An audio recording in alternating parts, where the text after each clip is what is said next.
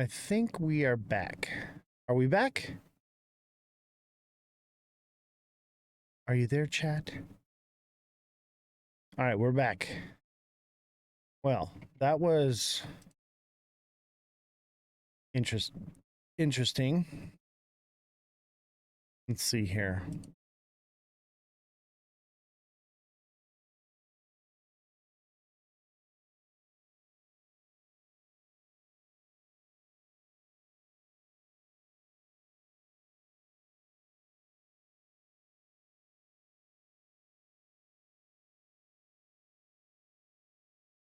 Now I got to figure out that only TikTok is live right now.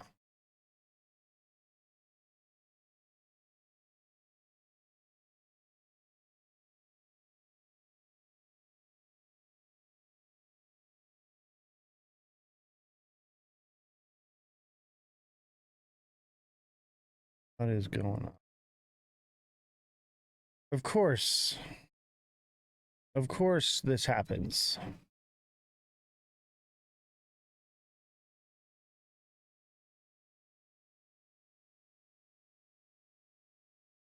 There we go.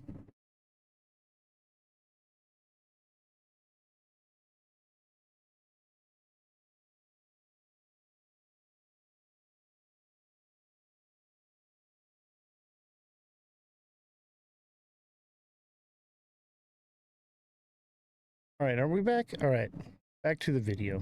Warriors avenged our fallen and sent an unmistakable message to every enemy around the world. If you attack the United States of America, we will hunt you down and we will find you. Go all over this sometimes magnificent earth. We will crush you without mercy and we will triumph without question. That's why we named the former Department of Defense the Department of War. It will be different. We won the First World War. We won the Second World War. We won everything before that and in between. And then we decided to change the name. Well, now we have it back to where we all want it. Everybody wanted it. Everybody is so happy to have it back. You will fail and America will win, win, win. The enemy will always fail. 24 years have passed since that Tuesday morning in September, and an entire generation of Americans have come of age in a totally different world. While they cannot remember the agony of that day, they are carrying on the legacy of those who lost. Around 8:30 a.m. on the morning of the attacks, Army Lieutenant Colonel Kip Taylor sent an email to his friends and family describing the joys of fatherhood and his excitement for the upcoming birth of his unborn son. He wrote, after you have kids, there are days that you just get going and you say, "Hi, honey, I'm home." What we do until that moment pales in comparison, but just that little statement, "Hi, honey," so American, so beautiful. But that's really the point of it all, isn't it? An hour after he sent that email, Flight 77 flew into Colonel Taylor's Pentagon office and claimed the life of a very proud father and true patriot. 6 weeks later, on October 25th, 2001, Colonel Taylor's son, Luke, was born. Luke then tragically lost his mom to cancer when he was just 2 years old, leaving him to be raised by his father's brother. As a young boy, Luke asked his uncle about the folded flag on the bookshelf, and when he learned about his dad's decades of devotion to the Army and the horrors of September 11th, that's when he learned. Luke carried that memory with him and joined the ROTC as a college freshman. He graduated just last year, and I'm pleased to say he is with us today as a second lieutenant and doing very well. He's rising quickly in the infantry, preparing for Army Ranger School. The spitting image of his dad, they say, Luke says that every time he puts on a uniform, he feels connected to his father. The Ledger Lounge. I am Oz the Crypto Goat. And the internet just went out on us. But we're back. Gotta fix the little twisty here, though. Fix the mustache. Gotta fix the stash. How's everybody doing? Welcome. So, let's see if Oscar comes back.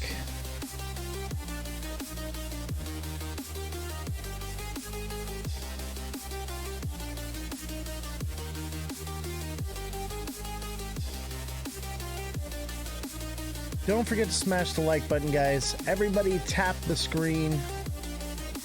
Send in your gifts. Let's set a live goal here. Let's do something easy. Heart me's.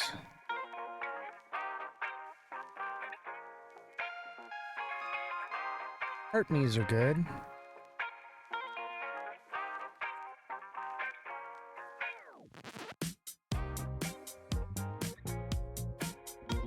This song's chill. Chill song. I dig it. Thank you for the likes. Thank you for the gifts. So let's see here. What are we talking about? We were talking about 9/11. Let's talk about Charlie. You guys want to talk about Charlie? It seems like that's what y'all want to talk about. What do you think of Charlie, chat? Charlie, chat. Where are we at? We got one person viewing. Alexa, glad to have you here. One and only viewer. Man, I'll tell you, in the TA class chat, they were like going after you for they thought I was talking about you when I was talking about something. They were going after you, man. They thought it was you, and I was like, no, it's not her. She didn't do anything.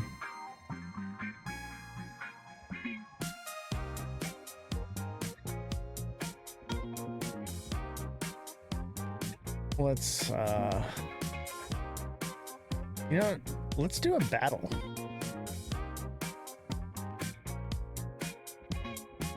How do you do a battle again? Man, losing the internet really just rugged us, didn't it?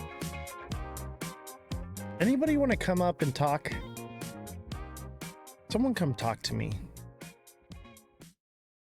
Jesse, where are you? Come talk to me. Somebody come up on the show. Talk to me.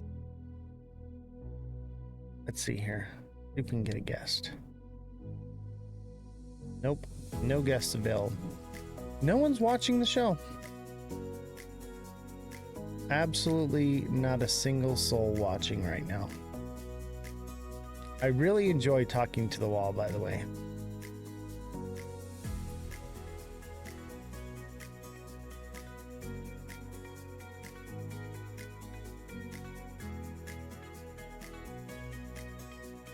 Maybe I just hang out on my phone. I think I'm just getting used to being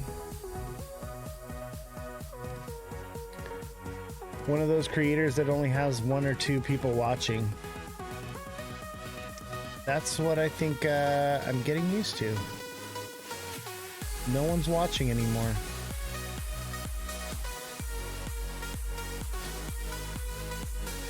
Maybe it's the music's too loud.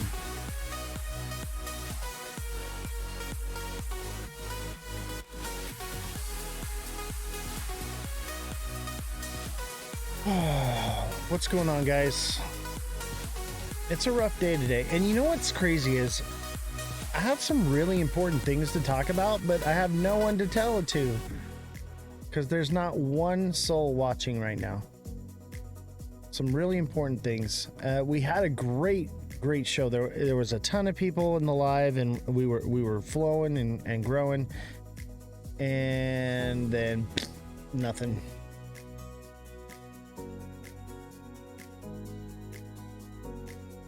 You know what?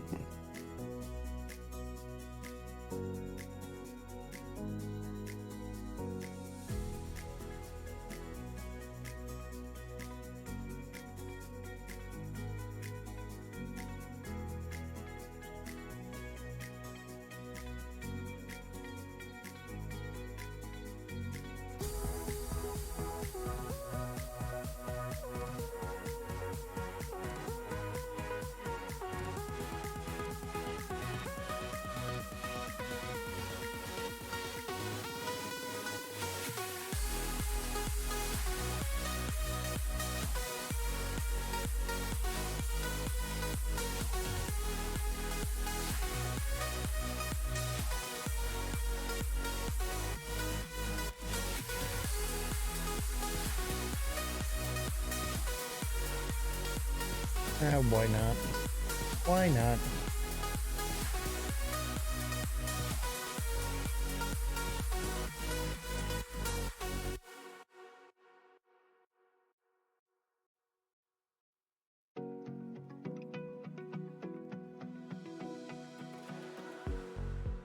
What's going on, everybody? Don't forget to smash the like button, subscribe to the channel, share the show with your friends.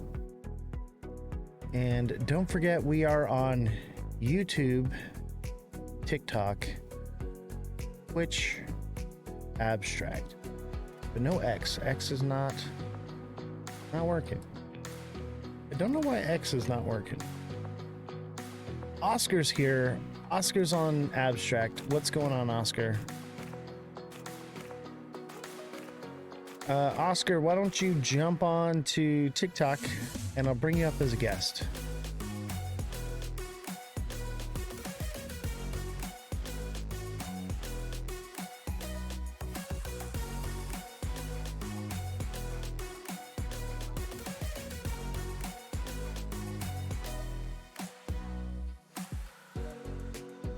Oh.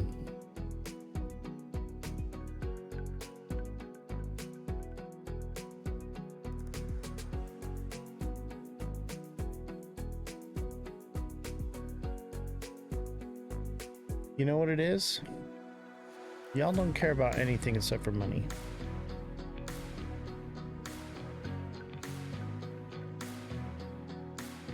Oscar, give me a few minutes. Let's get some people in the chat here, and then we'll get going.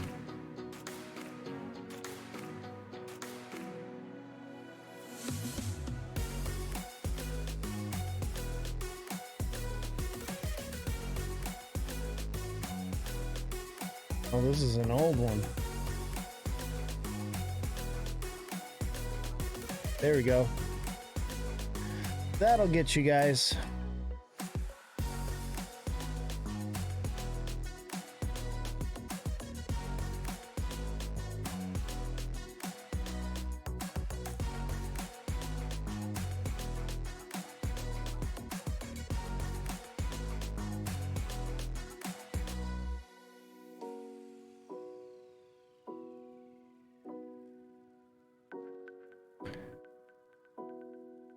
This is discouraging.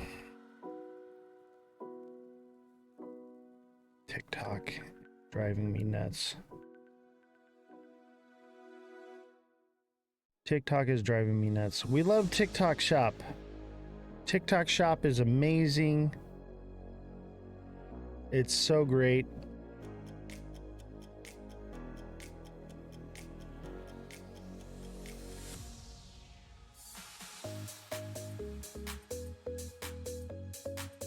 Everybody hit the like button. I need likes right now more than ever on TikTok. It looks like we got a few people on YouTube watching. We lost internet connection, and so we got to get our viewers back up. I don't know what happened with the internet. It just went completely out. It just gone. And it came back for like a second, and then boom, it was gone again. But we need the likes because we got rugged. We got rugged. It didn't last forever, but it did kind of throw a wrench in the gears. So we got to kind of build that momentum up again. So I need your guys' help. Don't forget to send in your daily heart me's. Don't forget to send some gifts, or if you'd like, if you can, or just hit the like button. And if you're watching on YouTube, don't forget to subscribe on YouTube. Become a subscriber. It's absolutely free, and it helps me in the algorithm. Much appreciated.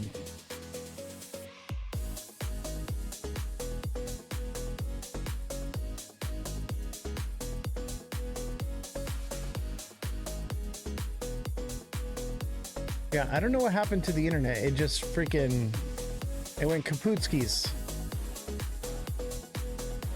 See how many people are watching on. Usually shows me how many people are watching on.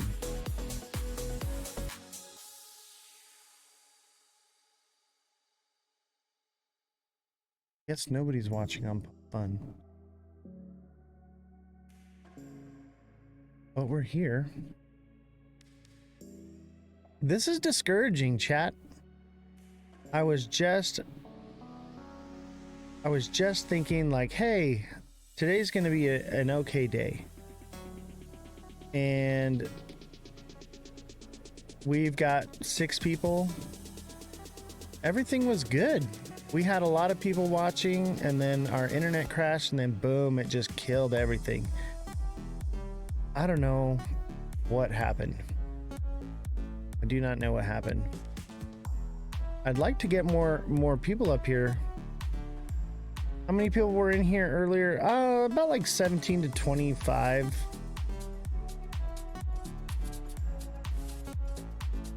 It's I don't know.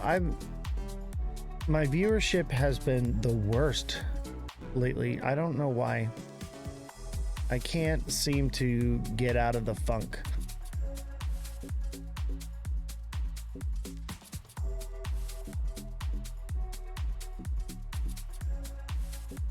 Can't seem to get out of the funk. And I figured, oh, maybe if I pay for a promotion and I get a few people in here, that'll help kind of break it. And TikTok won't even let me do a promotion.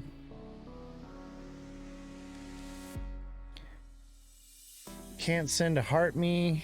What the heck? You can't even send heart me's. Yeah, something's wrong. You know what? I'm tempted to just 86 the live today. I don't know. I want to talk about this, but at the same time, like, what I have to say is very important, and like, people need to hear it. And it seems like whenever I have something important to say, I can't get any viewers. And it's hard talking to the wall. I don't know. What should I do, chat? Should I just go with the flow and we just do the show, or we just call it a day? I kind of want to just call it a day, man. Today's one of those days where things just aren't going right. What is it? Let me hear. I hear I FOMO on me. What? Feel it in the FOMO on me. We'll talk about it, but man, you know what's crazy is I had no viewership, and then as soon as I put the charts on, the viewership started going back up. That's all anybody cares about anymore, is they want TA. And I haven't been giving out TA lately because other creators are stealing my TA and then saying I'm stealing TA. So I'm like, all right, I'll just do no TA. But then nobody watches the show. But also when I give no TA, all these other creators don't have any TA to give that's worth a crap. So I'm hoping that people will see that the real where the real TA is coming from, right? I don't know what to do anymore, chat. I am very discouraged as far as TikTok goes. Maybe I'm just having a bad day, but man, I am just sick and freaking tired of the censorship, you know? But we love TikTok Shop. TikTok Shop is amazing. Everything TikTok does is amazing. We love TikTok so much. Yeah, I'm trying to keep my head up. You know, today's just one of those days, man. I mean, it's 9/11. It's a sad day in history. Thank you guys for all the gifts, by the way. Thank you so much. Oscar, thank you for the level up sparks. Alexa, thank you for the 4 roses. Revolution, thank you for the love you so much. Oscar, thank you for the bouncing ball. Alexa, thank you for the heart me and the 6 roses. Revolution, thank you for the 20 lives and the headband. And Oscar, thank you for the 2 dolphins and the 2 You're So Awesomes. Appreciate it, guys. Charge for TA, they will pay. T-pay. Yeah, that's how we're gonna do it from now on. If you want TA, you gotta pay for it. You gotta subscribe, or you gotta be in the TA class. Period. Or you gotta send a Cash App or Venmo, baby. That's it. If you want TA, you gotta pay. TikTok seller, thank you for the galaxy. Much appreciated. You gotta pay to play, unfortunately. You guys want free, you know, TA so you can make money, right? You all want to make money in the market, but nobody wants to pay for it, right? And I want to give it away for free, but you guys have taken something, or not you guys, but the internet has taken something beautiful that I wanted to give to you for free and turned it into something that it wasn't intended to be. There's $4. Yeah, thank you, brother. Appreciate it. Appreciate it, man. I appreciate it. It's not even about the money, right? For me, it's about viewership. I have good things to say, you know? I have things that need to be heard. You want a TA for 1 inch? All right, let's do it. 1 inch.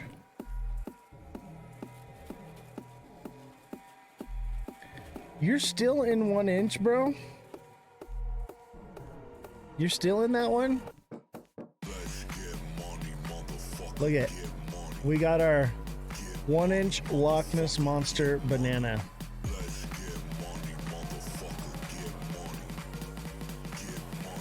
Let's see here. 1 inch. I don't know. Everything's kind of making a turn up.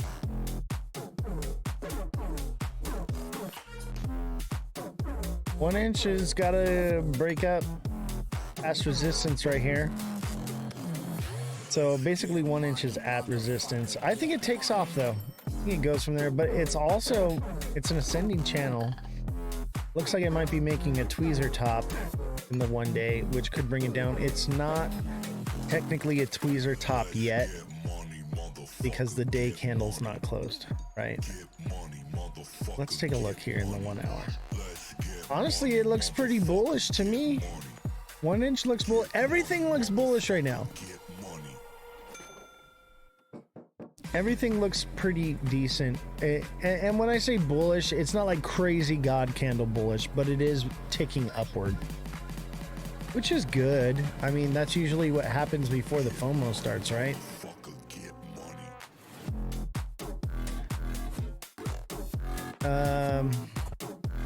Let's see here. All right, the chat's finally going. He's only 18. It gets bigger with age. Oh my God. Oh, you guys are bad. Cocktails. Thank you for the 10 cocktails. Appreciate you guys. I was like reading back in the chat and then I read it out loud. I was like, oh shit, I shouldn't have read that out loud. Thank you guys for being here. You guys are awesome. So like, I think what it is people are a little more spread out because we got like some people on Abstract, we got some people on YouTube, we got some people on Twitch, some on Pump Fun. X is not working, and then we have TikTok, right? So it seems like TikTok is like, where's all your people at? Nobody showed up today. Meh. So it like kind of hurts the algorithm at the same time for TikTok, but we do want to move away from TikTok. That just is what it is. It just is what it is.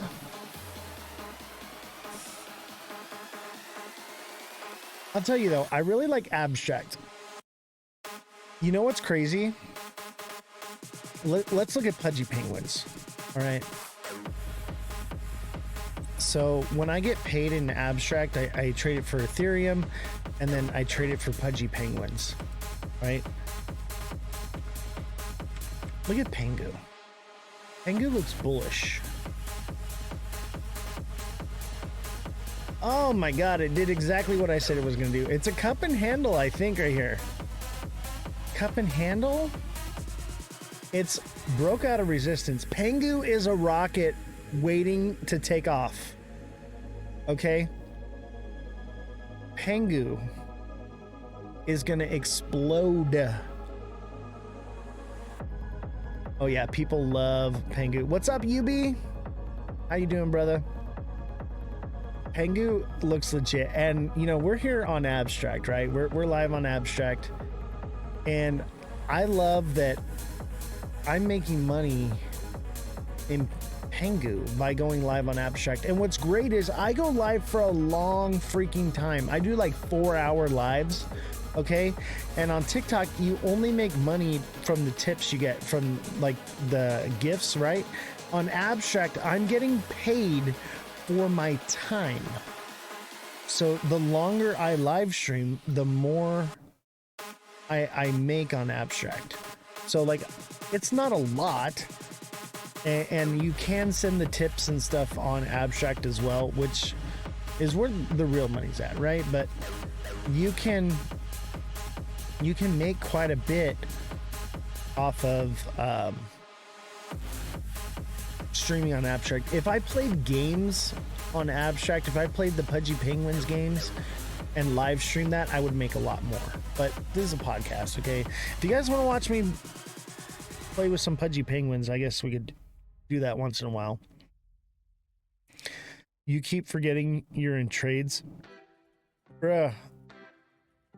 If you're not in Pengu right now, what are you doing with your life? I told you like a week ago to get in Pengu. It was at 2.5 cents or 2.8, and I told you to get into it.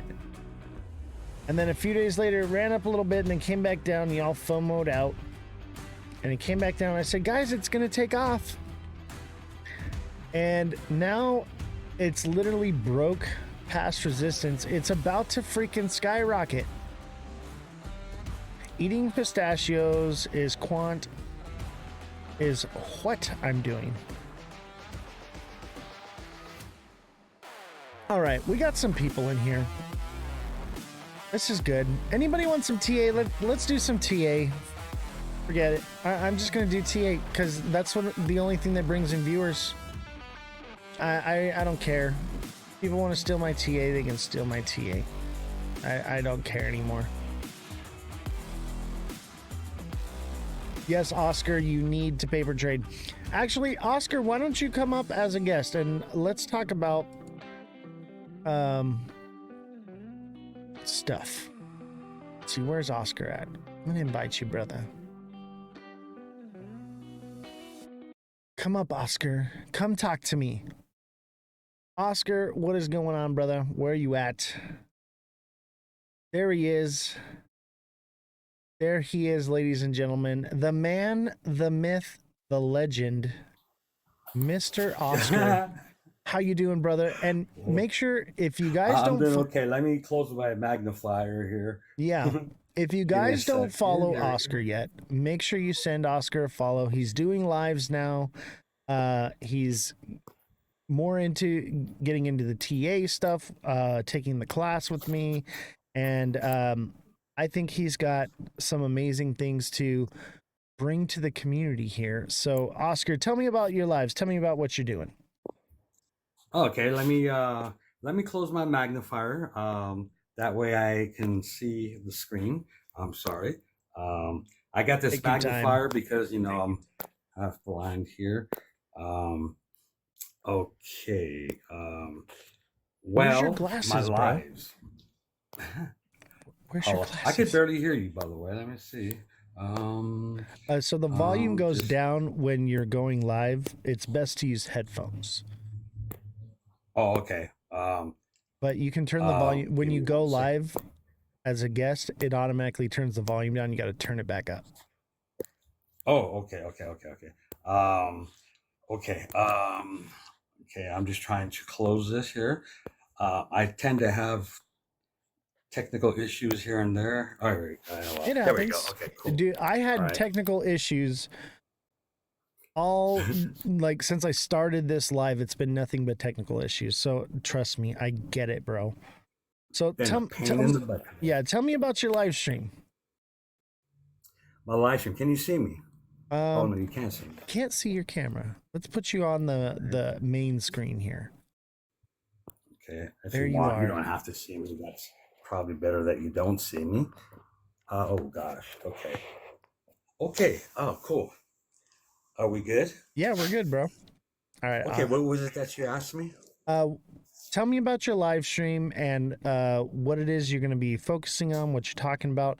Make sure you guys follow Oscar. Send him a follow. I'll let Check you out know. his lives. Go tap the like button for him.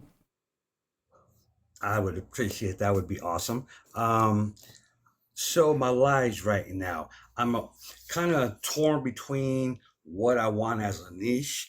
I originally started off where I was going to do digital marketing, how to make money online, because I wanted that to help me fund my crypto investments.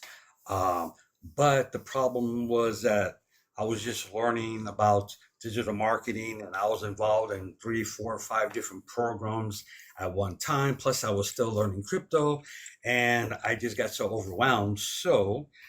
Um, and I wasn't sure what I was going to do, but I wanted to focus on people. With my story. Um, I went from doing investigations and also working in the aerospace industry.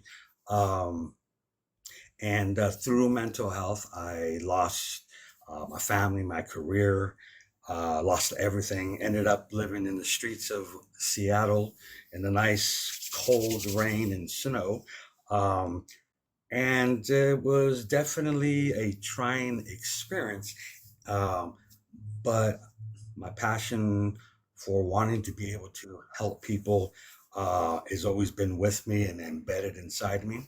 So I thought my lives would, I'm thinking maybe kind of like a safe space where we can all come together, speak about whether it be some type of mental health, just life stresses, a place, kind of lounge area to kick back and open up with each other. I was thinking about bringing in some exercises, breathing exercises, and you mentioned Tai Chi earlier. I think was I. Did you mention Yes, Tai Chi earlier? that was me. Yes. So I Okay, that do was Tai you. Chi. Yes, you Uh, do Tai Chi. did you try Okay. it yet? I have not, but I've been seeing those TikTok videos of that 7-year-old Asian man who's like ripped. Yeah, I'm like going, wow. dude. And right now I'm at 171. I was about 160, 150 a couple of months ago. I'm normally about 215. Um, and I've had a lot of things happen in the last couple of years where I pretty much almost unlived like 3 times. Had surgery and stuff, so I've lost a lot of weight. I lost a lot of everything. So, but yeah, Tai Chi. I was thinking about getting involved, learning that, and just kind of making it a place where I can bring people who, like I said, have issues, whether it's mental health, addiction, just life stresses, um, and try to create a way that they can get involved in crypto, into digital marketing, pursuing maybe their business dreams. I would really like to be that person to help them. But it's been a trying journey. It definitely has. So, but I know that it would be worth it. So, um, but so as far as my lives right now, you saw the group I was with earlier. I came across them a couple of months ago, and real helpful. They really build each other up. Um, so I was going to utilize them, and they are involved in a agency. I was going to do that as well, and just kind of build up and kind of see where it goes from there. I mean, I guess I kind of hear that it's not really that important to have a niche in the beginning if you don't have one. Um, so there was that, and it's like, what do you like to talk about? What do you like to, what are your hobbies? This and my mind is just so open towards everything. But in the last 5, 6 years, I mean, it's like crypto blockchain has been my passion, my drive, and my hobby, and some digital marketing as well, because I was pretty much confined to my bed for a while, especially after I had spinal surgery. My blood got septic, and I was bedridden. Everybody was telling me that it was mental, that I'm making all this pain up, and let me tell you guys, I could not create that kind of pain in my own head, on me or anybody else. But I was about a day and a half of, because I know you can't say certain words of passing away, I guess. And they went and they scraped my tailbone. My blood went septic. I mean, I was hallucinating badly. I was like seeing myself building airplanes in my military outfit and just weird stuff. I mean, it was just crazy hallucinating. Um, and So now I physically am about as good as I'm going to get. Probably a little bit more, maybe doing some exercise and stuff like Tai Chi. Um, and Yeah, I thought that I wanted to go on and I wanted to be able to help people progress. My journey into learning crypto is kind of weird because I've always had that interest in since I was a little bit younger. I'm 59 now. Um, but when I used to watch, financial news and what have you, I'd see them with the tickers and all the monitors with the greens and the reds and the numbers and I'm just sitting there like with my like I don't know, just like in amazement, like not knowing what they were talking about, but at the same time, kind of, it was weird. I don't know. I mean, but I did say for a very long time, wow, I want to know exactly what they're talking about and how the tickers and the greens and the reds all fit in together. I knew there was a bigger picture. Got a question And that, for you. sure. How does it feel to be in the top 1% of people in crypto actually using layer 2 technology by being on the stream on Abstract? Is that not incredible or what? That is really amazing. I truly think it is. It's an amazing thing just to think about the numbers and the percentages, thinking, wow, I mean, I'm up there, you know what I'm saying? Yeah. And it's incredible. And the more and more I go, it's like, I mean, just a couple months ago, it's like I'm learning something new still about crypto. I knew there was a 4-year cycle. This is my first real bull run. So here we are, alt season, this and that. And now I'm finding out, oh, there's phases in, the whole alt season and the bull run. And I'm like, wow. And then I was watching something the other day about people building businesses on the blockchain, and my mind is just like so fascinated about, but just to, I guess, understand it, know it, I'm grateful because this is like the first opportunity I feel like I can really be involved in something. Um, and I think that's incredible. And I try so hard to share this information, with anybody I can. The mailman, I speak to him all the time, neighbors, whomever.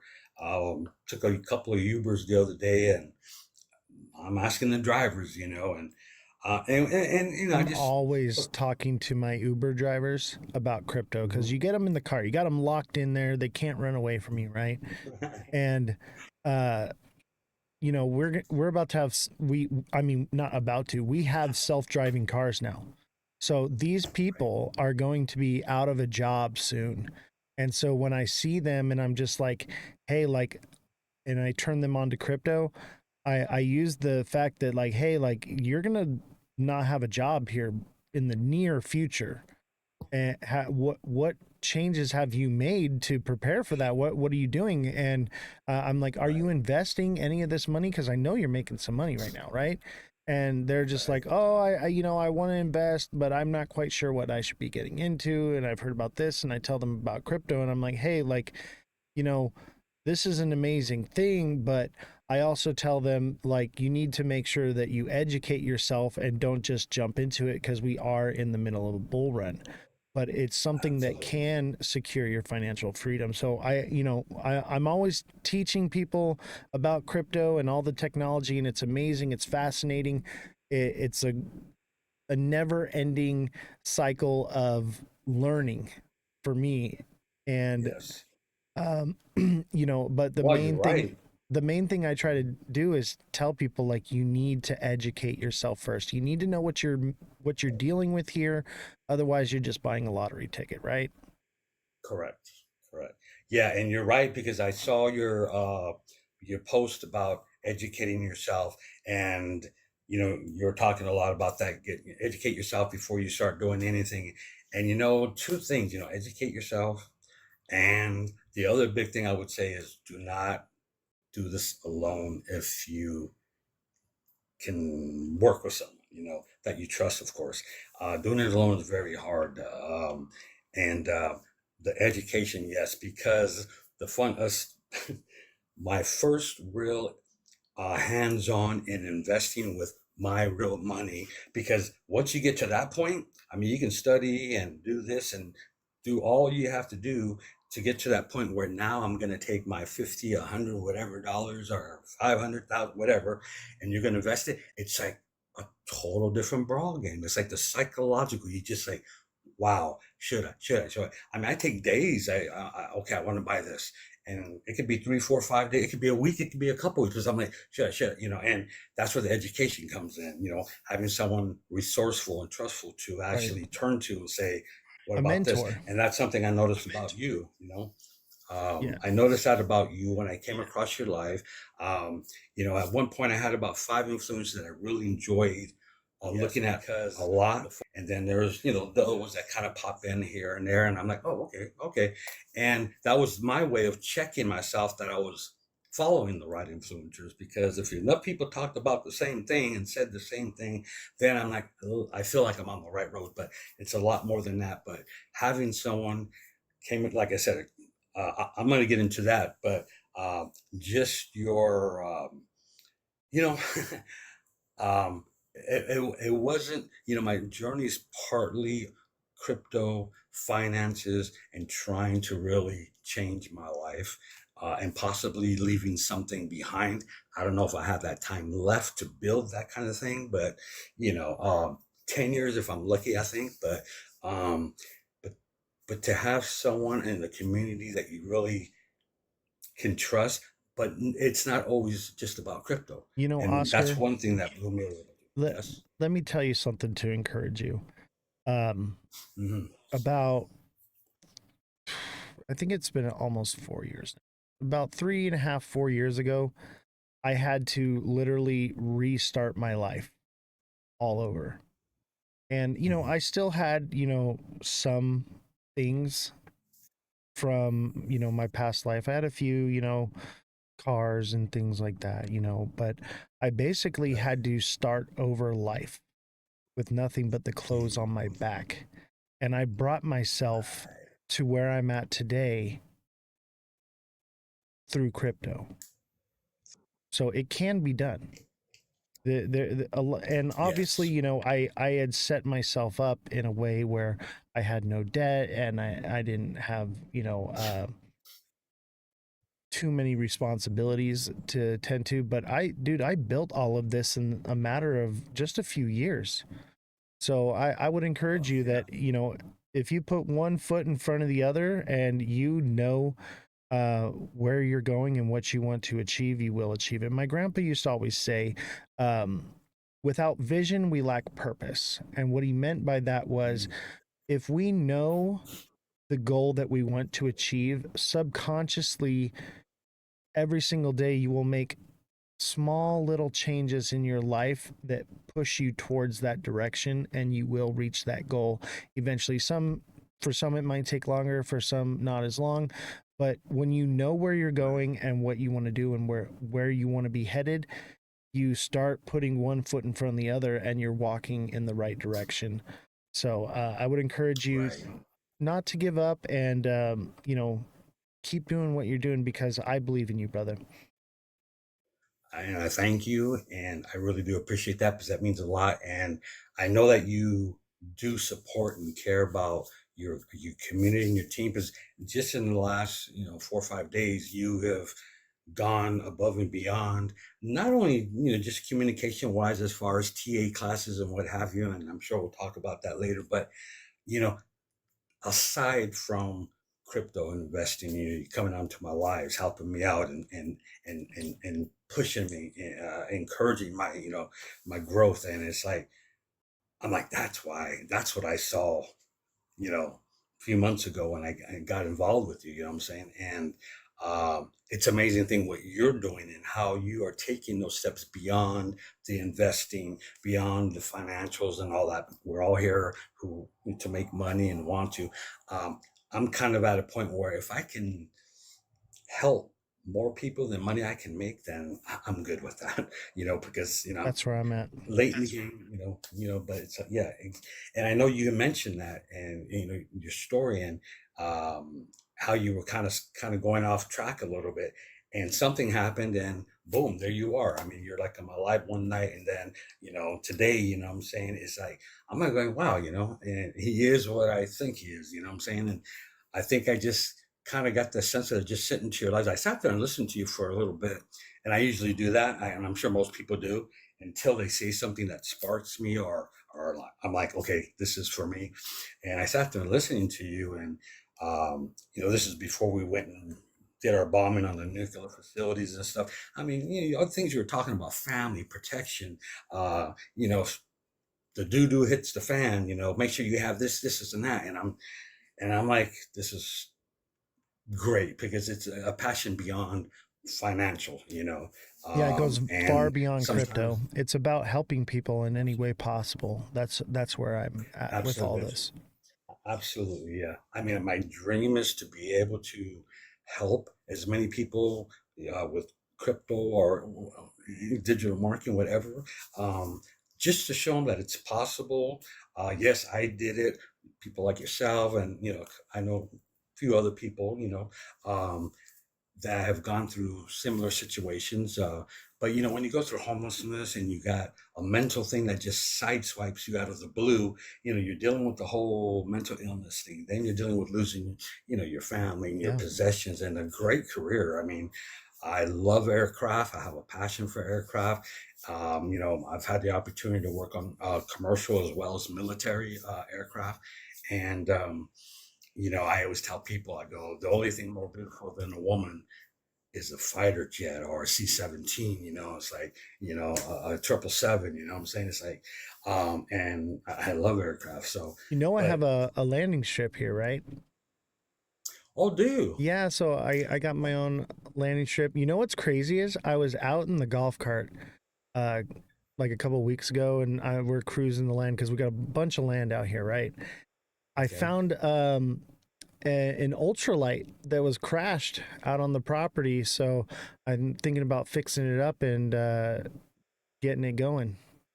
Nice. You got your license or? So, okay, so I have flight hours, I have simulation hours, but I can't pass the physical because of Mm, my disability.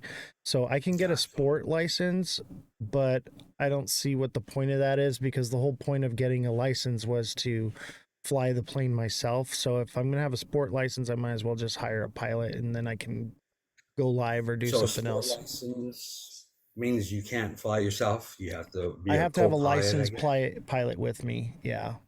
Oh, okay. Okay. Got you. Got you. And the type of Yeah, I planes I see what want to you're saying. fly are, single man. So Okay. the ultralight I don't need a license for, and then the paraglider, uh, what do they call those things? They got the fan on the back with the parachute. Yeah. Those you don't Not need a parasail, license. but paraglider. The long banana looking ones. Yeah, yeah. It's basically, some of them are like just a backpack you put on. Some of them are like a little cart, like a trike type thing. Right. Right. Uh, Yes. but Right. This one, it has wings. It's got two wings in the front, two in the Okay. back. Um, there's no motor on it anymore, and it's crashed. But it's all. Wow. It's other than that, it's all there, and it needs to be completely redone. It's the framework of it and like the linkage and everything. So Gotcha. yeah, Gotcha. yeah. It's somebody gutted it already, right, for Okay. parts. But Right. Right. Yeah. I was thinking about just putting like a two-stroke little motor on there with a nice prop and taking some fabric and stretching it over the wings and redoing Okay. it and Okay. seeing Okay. about getting it going. Even if all it became was not even like got it to go in the air and it was just something that the kids could get in and play with, Sure. it would be Yes. fun, right? That And that would way I be could cool. teach them. Yes. Yes, that would be cool. There's a place in Florida. I lived out there in Florida for like 15 years, and I'd gotten involved in multi-level marketing, Quickstar. I don't know if you ever heard of Quickstar.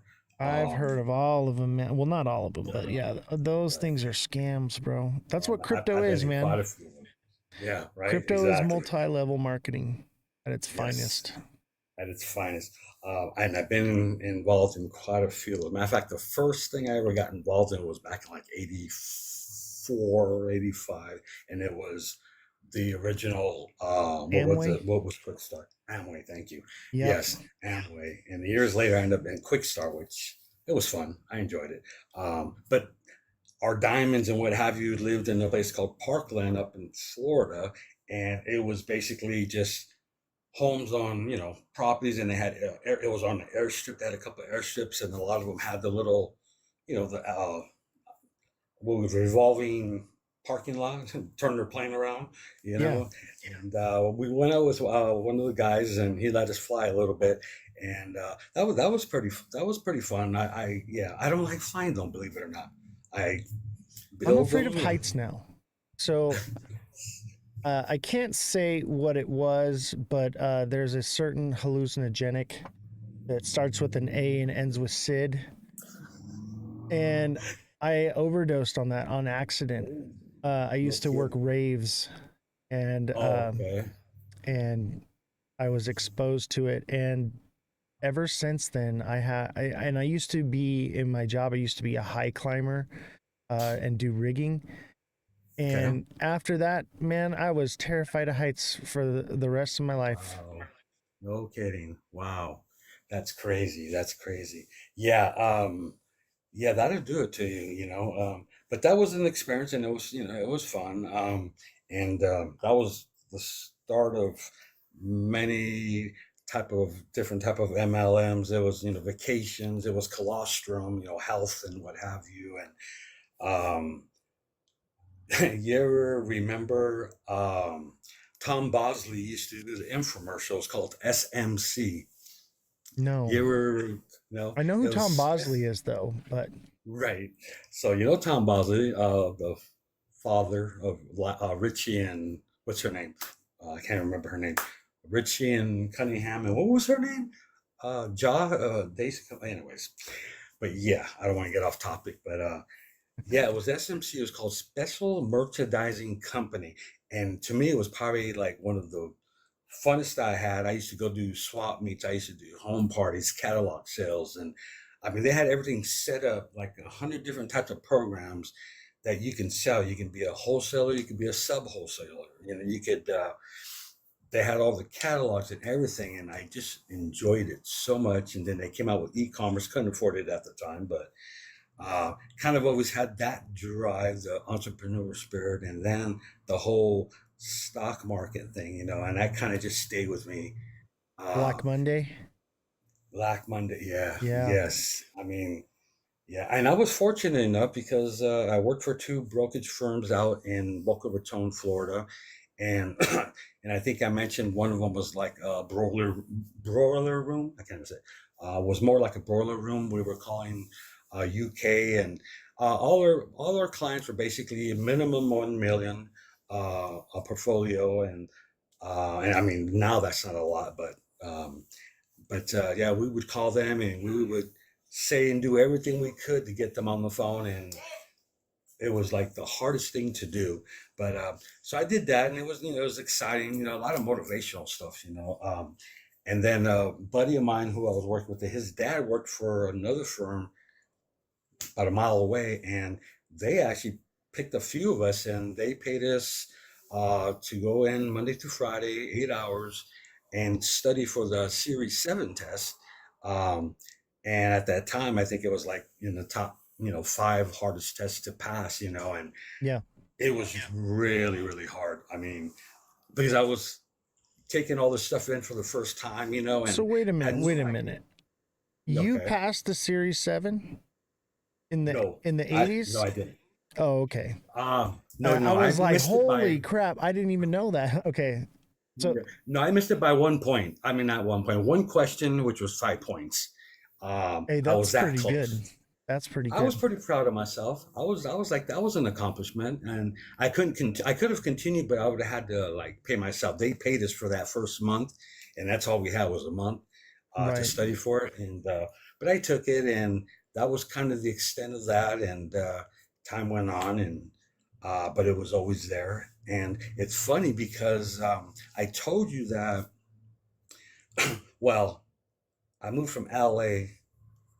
I left McDonnell Douglas. That's was the name of the company, and they do more military missiles, space systems, and stuff like that. Um, and I worked for them out in Long Beach, and then after like 5 6 years with them, I relocated to Florida, and then from Florida, after 15 years, I got involved in investigations. I think my dream job would have been law enforcement. Um, I wanted to be a sniper, and I wanted to do detective work. I loved the investigations that I was doing. I was doing that for a telecommunications company. So Let me we were dealing with. rewind us back a little bit because Okay, I got a question. And sure. uh, so when you were studying for the Series 7, like Yeah. what type of stuff did you have to what did you learn, and like because like that's something I've never done, and we're all investors here, right? um Right. what did you learn? Like, tell me more about Um, that. I'm interested. I think most of it was definitions, stop losses, um, all the different types of orders and hedging and things that and I sat there and I think about it a lot. I'm like, man, do you remember anything from that test? I actually learned more now than I did then, but it was basically terms, the type of investing, and of course it was all, blue stocks, no crypto at the time. Um, and I'm really bad at math, so there was some math involved, and I couldn't remember now what type of math that we had to do. Um, but it was just having a good knowledge of what, like for instance, I was going to ask you about stop losses and stop orders because I was going through one of the classes today, and I'm like, I need to know how to do that.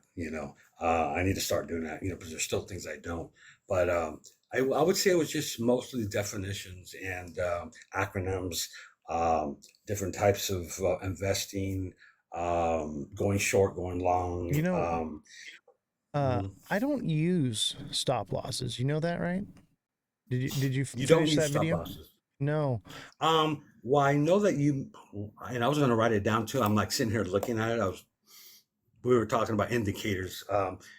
You said you set something. No, you don't use stop losses or Well, I teach you how to use them, but I right, also teach you my strategy, right. which is a better way because, and I don't want to give out too much information because if you want to know, I would encourage you to get into the class, Oh no, because I'm going to stop you right there.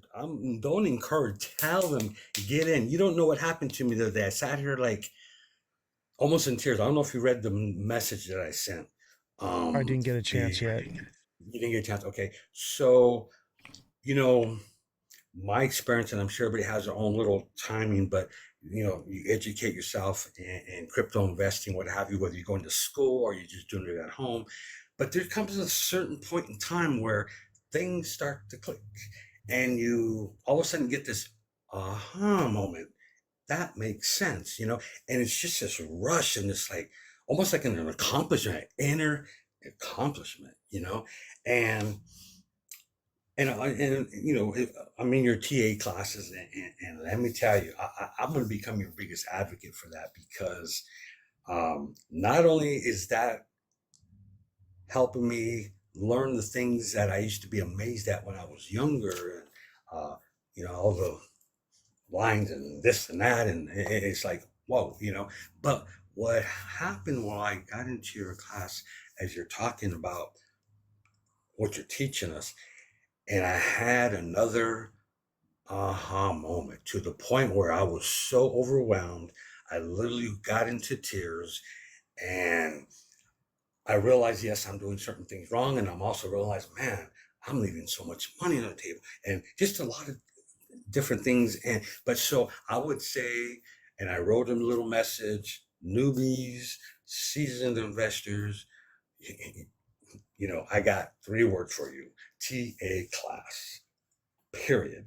Um, so I'm happy that I'm involved in it. I've been sick, so I'm playing a little bit catch up, but uh, just going through everything, I'm just like, I don't know, I'm just intrigued by it. But the information you were giving brought me to that euphoria moment. You know what I'm saying? Yeah. Um, and confirmation, it brought me confirmation that, okay, I'm headed in the right direction. It also let me know, well, you know, you're doing this wrong, or you're thinning yourself out, and, you know, focus on this. And it's like, I wish this was happening 10, 20 years ago. And that's probably another reason why I was in tears. I'm like, damn that Oz, you know? So, Well, we didn't have but yeah, this, readily available at your fingertips knowledge like we have now. You have to understand, like, what I teach in the TA class is something that I've developed over a lifetime of trading. And, okay. and, you guys getting it in a class, and this took years and tens of thousands, if not more, dollars of losses Right, over a right, lifetime. So, like, this isn't this being able to tap into a resource like that, because I'll tell you what, right now there's a lot of creators that are out there that are making TA classes. There's a lot of creators that are making videos and educating people. There's a lot of YouTube videos that you can watch, but right. the difference between what I'm doing and what they're doing is I have taken, it's not just a YouTube video. I can tell you all the different ways you can do different things and how other people do it, but I teach you my way because my way has mitigated so many losses and so many learning curves, and you're not going to find another person really teaching this. Some of the things you're going to hear from other people, Right.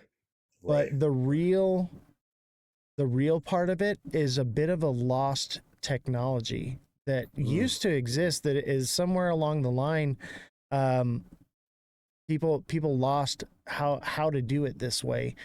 And right. Right. that's why when I TA, I can do it so fast too. Like when people are Oh like, my here, pull up a God. project for me, and I TA it within seconds. I don't have to draw any lines or do anything. Right. And that's what I'm teaching you. I'm teaching you how to do that lightning TA, because time is money in this space, right? Right. Right. So when you are trading, especially in high frequency trading like we do in the TA class chat that we do a lot of high frequency trading. You have to be TAing within seconds, because Yeah. that candle, just the 1 minute candle, it'll just move on you so fast. So that's where a lot of that knowledge comes from, is from high frequency trading like that as well. I don't do it as Well, that. much anymore, but Uh-huh. it is something that can make you a lot of money very quickly. Yeah. Well, that was something that also caught my attention because I'm going to give props to everybody who had anything to do with me getting to where I'm at now, because there was, like I said, like 5 influencers prior. You know, when I couple years ago. Let me hold you off there real quick. So A1 Sauce Barbecue says, how do I work with you? That's a great question, brother. What I would tell you to do is join my Discord, because we do the TA class through Discord. If you're having trouble with the link, I don't know why everyone's been having trouble with the link lately.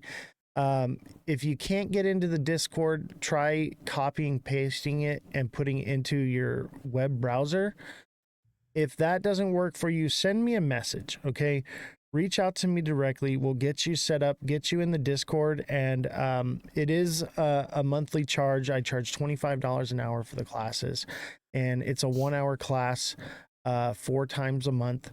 So it's $100. If it's a 5 Sunday month, because it's every Sunday, right? So if it's 5 Sundays in the month, you get that Sunday for free. I don't charge you extra for it, but you know, it's worth every penny. Everything that I offer you pays for itself. And I'll tell you what, right now, in the trading group, you're gonna pay for your TA class very quickly. If you're in there with all of us, because we do group trading, if you're in there and you're engaged and you're applying yourself, and it doesn't have to be 24/7, just dedicating some time to it, and it's all about timing too. So like there's certain times of the day that it works the best. You're gonna make back anything that you pay for. You're gonna make it back, and if you don't, I would tell you that that's part of the cost of learning, but I also teach people how to paper trade with fake money, so that you can learn it first if you're not a very seasoned trader. There's something for the most advanced trader to learn, and there's something for the newest person to learn, and in between. So there's something for everybody. So if you are interested in getting in the TA class, reach out to me, and we'll get you hooked up. I'll tell you this right now. Everyone that is in the TA class resubscribes. Okay? Everybody resubscribes. We've been doing this since May, and everyone, I wasn't sure if I could even teach. And everyone that is there and in the class is just like, wow, this is amazing. This is good information. This isn't something that I can find on YouTube. And on top of that, we have a tight community where we're all working together and trading together. So if you're still learning or still new, you have a whole team of people behind you helping you TA with me alongside. So I would encourage you to reach out. And that ain't no joke either. That is all no joke, serious, because like I said, when I watch you TA, it blew me away. But you know, certain influencers, one particularly, I got blown away. Like what the different type of tools and what has indicators that he uses. But with you, it was different because you know a lot of the influencers will take you and walk you to a certain point and kind of not go any further and leave you kind of hanging at the cliff. You know what I'm saying? Is it going up? Is it going down? Where is it going? Where is it not going? And I sat there and I watched. I said, "Who is this guy? He just looking at it. No indicator. No this. No that." And he's popping off. It's going to go here down to the penny. You know, actually maybe. And you would say a different price, and it'd be half a cent or a cent. And I'm like, well, what the heck?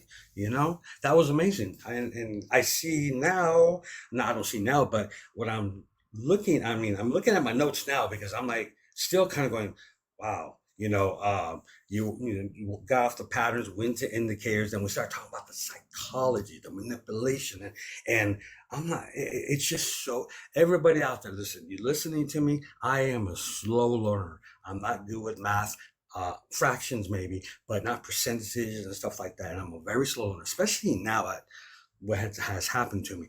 And the information that is being given, okay, first of all, it's clear. You can ask questions, and you also get those classes, to look over later on. And it is worth it. You will get your money back, okay? That to me, just learning what I've learned in the 2.5 classes that I've gone through in the last couple of days, like I said, it's mind blowing. It's emotional. I mean, it's just overwhelming in a way, not where it's like I don't understand overwhelming. It's like I can't handle this feeling of like this warmth, and I want to tear up because I actually understand something and it makes sense and it just falls together. This is that part of the journey where it's like all the years and like glued together, you know. And I think you go steps beyond, not just with your passion for helping people, but being able to TA looking like that quickly, you know, and giving, you know, it's going here, it's going there. It's like a direction. Like I said, a lot will take you to a certain point and kind of just, you know, well, nobody can knows for sure, and this and that, and blah, blah, blah. But I don't know. You got to, I guess I can't say it. Balls of steel, and you take that, you know, step, and it's really truly amazing, guys. Those of you who are listening to me, and trust me, he has no idea that I'm saying. I was going to say what I'm saying now. Trust me, take the TA class. You will, it will pay for itself. A lot of you guys are probably younger, probably got more means financially to invest. So guess what? You're going to make that. I mean, right now I look at this and the only negative thing I feel is, wow, I need to go rob a bank. Yeah. You know? Need more capital, right? So, hey, have you right. tried getting on the pole? On the pole? Yeah. Working the pole? Man, look at me, man. My teeth are falling out. I got no muscles. Yeah, this is what they used to call the with you, brother. And well, that's Chippendales. Yeah, that's the kind of humor that we have too in the trading chat that we have. That's the private chat for everybody. Everybody has grown very tight, and it's a very tight community, and we're all just having a good time and laughing, and we're throwing out jokes and memes in between making trades and stuff, and we're talking about where we think the market's going and stuff, and it's such a tight community. I call it the inner circle, right? Because we're in there all hours of the day and night. I spend most of my time as a creator in that chat. That is where I'm at most of the time. If you're looking for me to TA something for you, I'm usually readily available. If I'm not, there's a whole team of other people there that are trained by me to help you. And I'll tell you what, TikTok Seller, he is my top student, and I give him my stamp of approval. This guy, if he TAs something for you, it's going to be good. So he's got my stamp of approval 100%. And you have all and those you people also got backing your you. indicator too. Yep, we got our Josh indicator about as well. Your Josh. Yeah, the Josh I even wrote indicator. his name down. Josh Indicators. And you know, I don't even know him personally, but you start to learn about people and you bond that way, you know. So yeah, you heard your name, brother. We were just glazing you a little bit. That you're basic, you're I wouldn't say you're up to par with where I'm at, but you can do very quickly good, accurate TA. And you've gotten to the point where you see the chart like I do, where you're too early. So you can literally buy the very bottom before it starts moving. So kudos to you, TikTok Seller. You know what's really good? Yeah. What was really good is, and you will confirm this, but you know, in my way of learning and thinking, you know, I say, okay, we got this bull run, and there, if I'm not mistaken, there'll probably never be one like this ever again if it goes parabolic and all that great stuff that we hope it does. So there's this like urgency and this rush, and it has caused me to make mistakes. Not that I have a lot of money to do, but still, $1,500 to me is like 10,000 to somebody else, you know. But yesterday, I believe it was yesterday. So you gave an example, I believe it was XRP, and that within a month period, there was like 12 different trades that could be made that would have been profitable, you know, and things just started like to click, like, wait a minute, even after this, let's say it goes super cycle or what have you,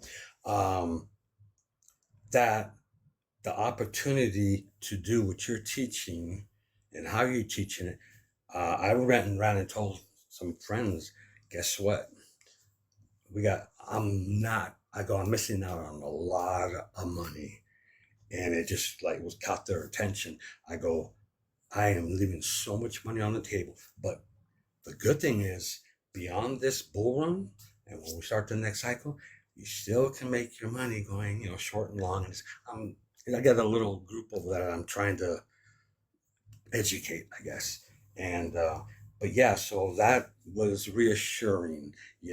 Let me know that, hey, maybe not the way you're doing it like this, but like that. And it's, I just things that's why I got so emotional. But just so many things were coming at me, and correction, confirmation, and hope, and like, so I'm like, so anyways, it's the TA classes are.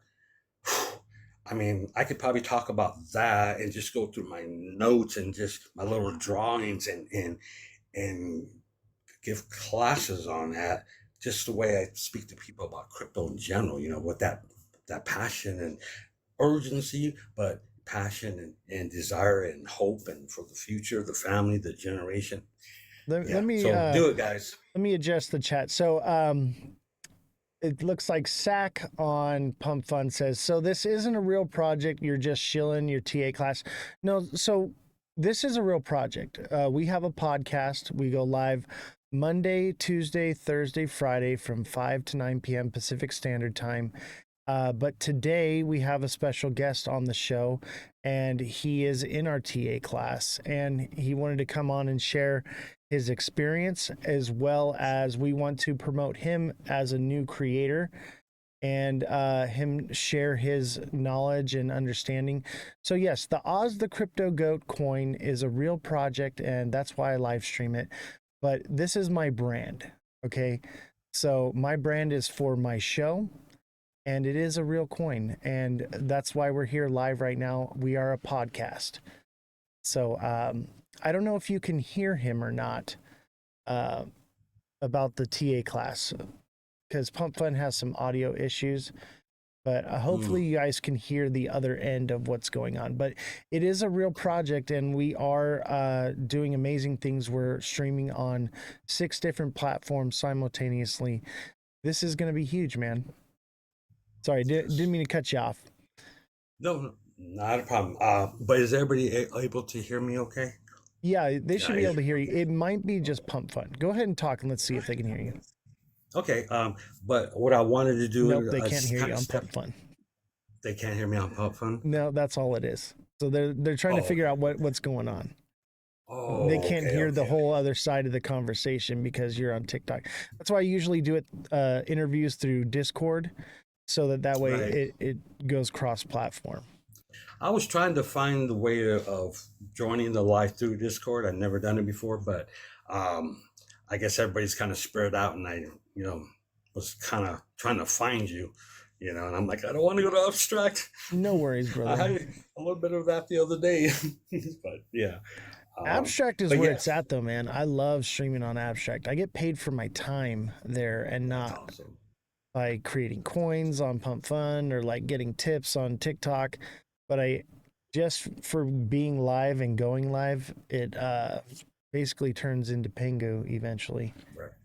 Well, I'm going to eventually speak to you about what I do have, and whether I should, because I was thinking, I'd like to buy some more Pengu or something. I didn't realize Pengu had a wife, and this one had a boyfriend and a girlfriend. And I'm like going, and I remember you saying that Pengu, was, legit, and they had toys and cartoons and games, and and that I thought was cool, because a nickname I had before was Penguin.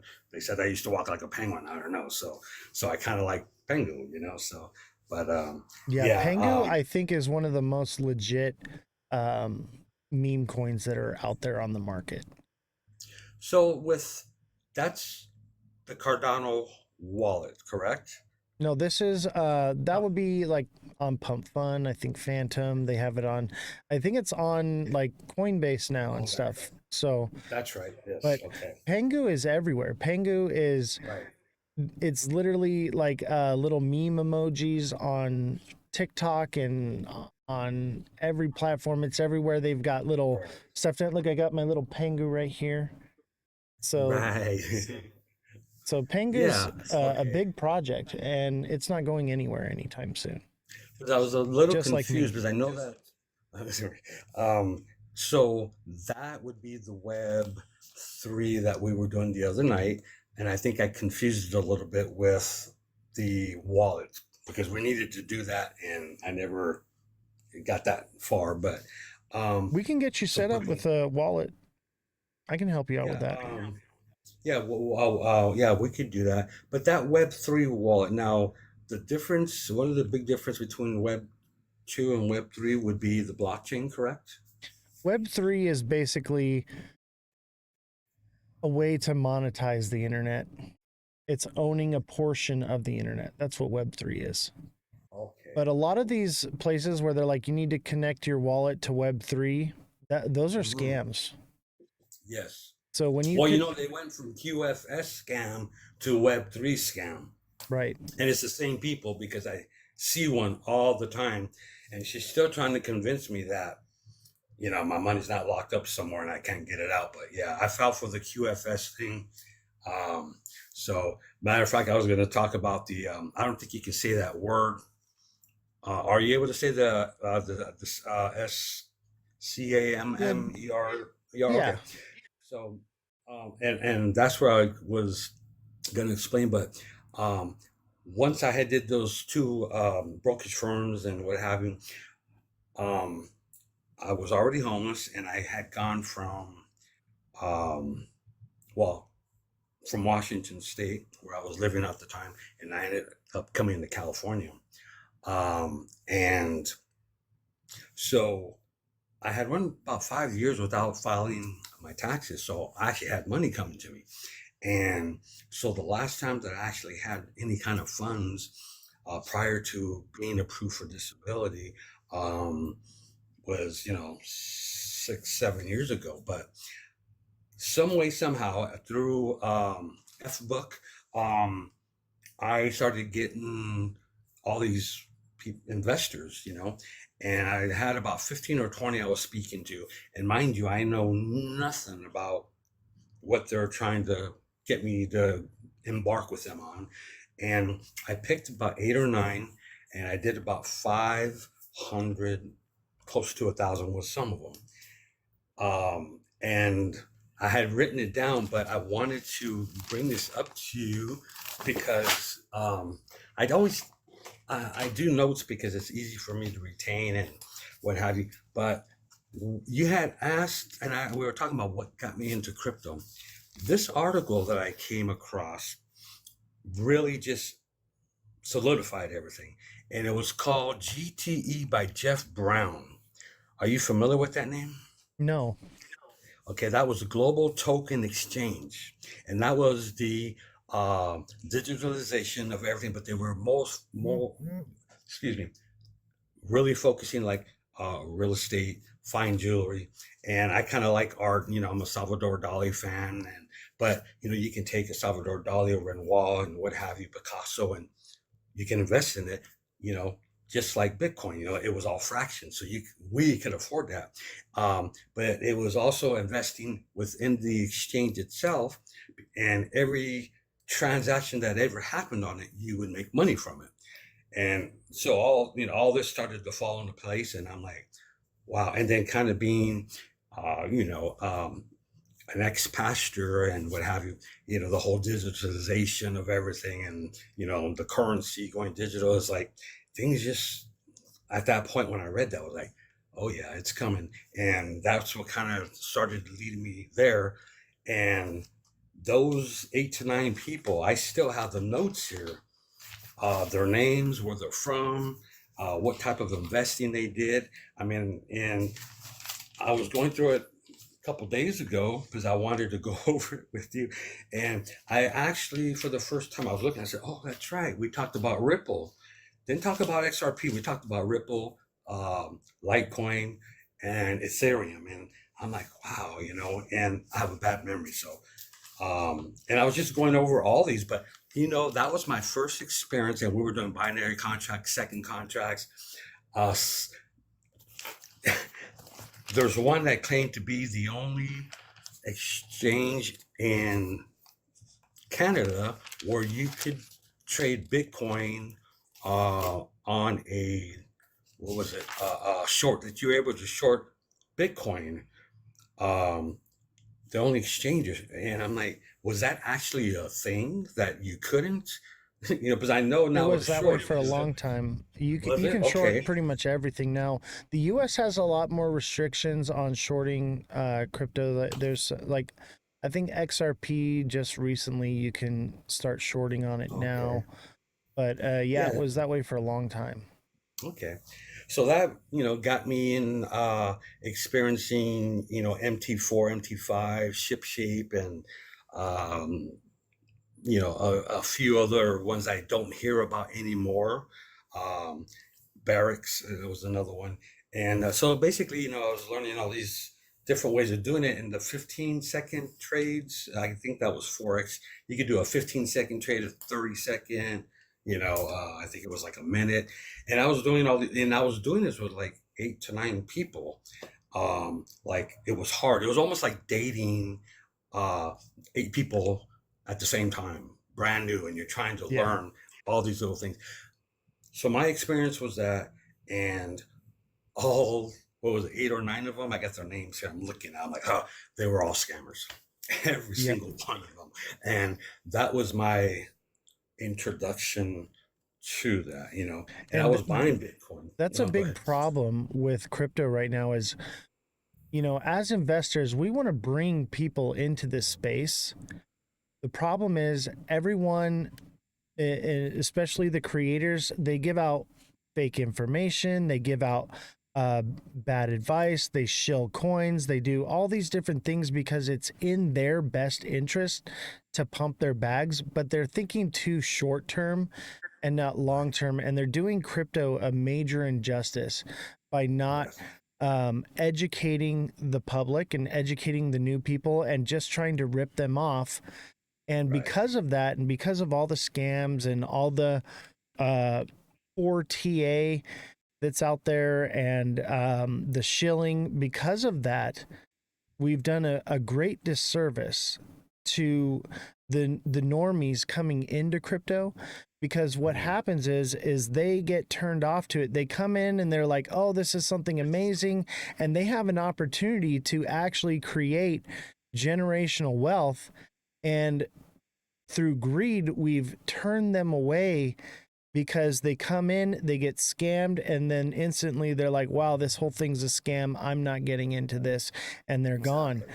And so the long term on crypto is not being pushed. It's the short term, quick gratification. And that's just not how it is. And that's why I do what I do, is I want to Yes. educate people so that they're not getting scammed, that they're getting real information, they're learning how to not only navigate through this ecosystem and through this community, but also navigate through the information to find what is actually true. Take Right. Wilfie Coin, for instance. People wanted to get into the World Liberty Financial, but that is traded on the stock exchange, but they made a meme coin about it, which ended up just getting rugged by Eric Trump. And so people want to put their money in and they want to invest. They just don't know where or how or what they're doing. Yes. And Right. by scamming everyone over and over and over, all you're doing is creating an environment where no new people come into crypto. They Right. just don't want to hear about it.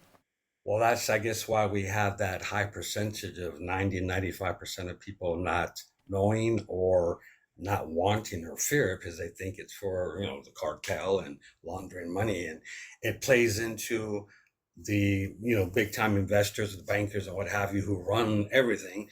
They want to keep you away for now, and because like with I have a sister that I have, and I know she has heard a lot of bad things about it, and the experiences that people have, and it only plays up to what these scammers are just making it easier to not trust it, Right. and Uh, and it's yeah, just it's just me. Eric says Then they tell their friends, and their friends also don't come into the space as well. That's right. And it That's spreads like absolutely wildfire. absolutely correct. And it is, and it's really sad. And that really, I think, is why, especially with the younger generation, high schoolish or so, I enjoy talking to them and trying to. Well, first I was, what I never asked, what do you know about Bitcoin? I'll say, what do you know about crypto? And they usually say nothing. And you mentioned Bitcoin, and they're like, oh yeah, I heard of that. So I kind of start off and see where they're at and what they think and this and that, and for the most part, they don't. And I try to explain to them that, we as Gen Xers, got to experience our parents, baby boomer, um, and with the Swift system and what have you, and taking ours, and at the same time, we're taking on the newest technology, AI, blockchain, Web3, gaming, what have you, and so we're kind of like there in the middle. We're blessed enough to experience three, I guess, if I kind of look at it that way. But I try to kind of just get them to get curious, maybe, tell them, hey, might want to take a look at it and this and that. But yeah, it's really sad, how it's manipulated and kept from us on purpose. And, that leads into my beliefs about, politics and all that good stuff, What would you and what would you tell the community about scams that you've experienced yourself and how to protect yourself from them? Oh, I would tell them so much. I would probably make me some charts and talk about the different types of scams, like the QFS ledger, how that works, the fake, or I shouldn't say fake, well, the fake, but the duplicate exchanges that look just like the real ones, and the kind of different types of investing. What do they call it? I already forgot it, but not shadow investing, but copy trading, the pig butchering. And because I get literally on an average three new scammers a week. I gotten to the point now where I entertain some, and I just say things I know that are going to cut them off from the very get go in the beginning if I'm just not in the mood. But there's some I'll sit there and know they're scammers and know exactly what they're going to ask me, why they're going to ask me. And we can go on 2, 3 months before they realize, is that happening? And I've even gotten to the point where I sat there and said, wow, she was good. She really was. And I had one girl on TikTok tell me, "Oh, you're like America's Got Idol, or it's just like America's Got Scammers, or something like that, and you're judging each one on how good they are." And Yeah. so I would try to teach them a lot of the indicators, a lot of the questions, what they're trying to do and why they're doing it. The questions, why they ask the same question. They all ask the same questions. How One they moon. contact you. I get hit What's on your trading messages. experience been? How's your trading experience going right now, right? That's the one I get all the time. And one thing Um, that's somebody told me, and I believe it was Mother of Dragons. Hi, Mother, by the way, I see in the chat. yes, I Um, remember her, Mother of Dragons. Yeah. so when people go to other creators and watch their shows, they get more scammers that message them. When you come to my show, it's very rare that you get a scammer just from being in my live. And that's because one of the things that I do with this show is we try to shut down the scammers right away. We block them, we report them, we don't allow them to follow us, so we unfollow them and block their accounts. So that's one of the things that I'm Yeah. trying to combat. But it's a double-edged sword because That by is it. It doing is that, noticeable. when I do that, I'm lowering my amount of followers that I have, which and that's less engagement that I'm getting because they come in and they chat and different things like that. Sometimes they even send gifts, which is crazy. Um, Hmm. so it's actually been a bit detrimental to this show by trying to shut down the scammers. But at the same time, Right.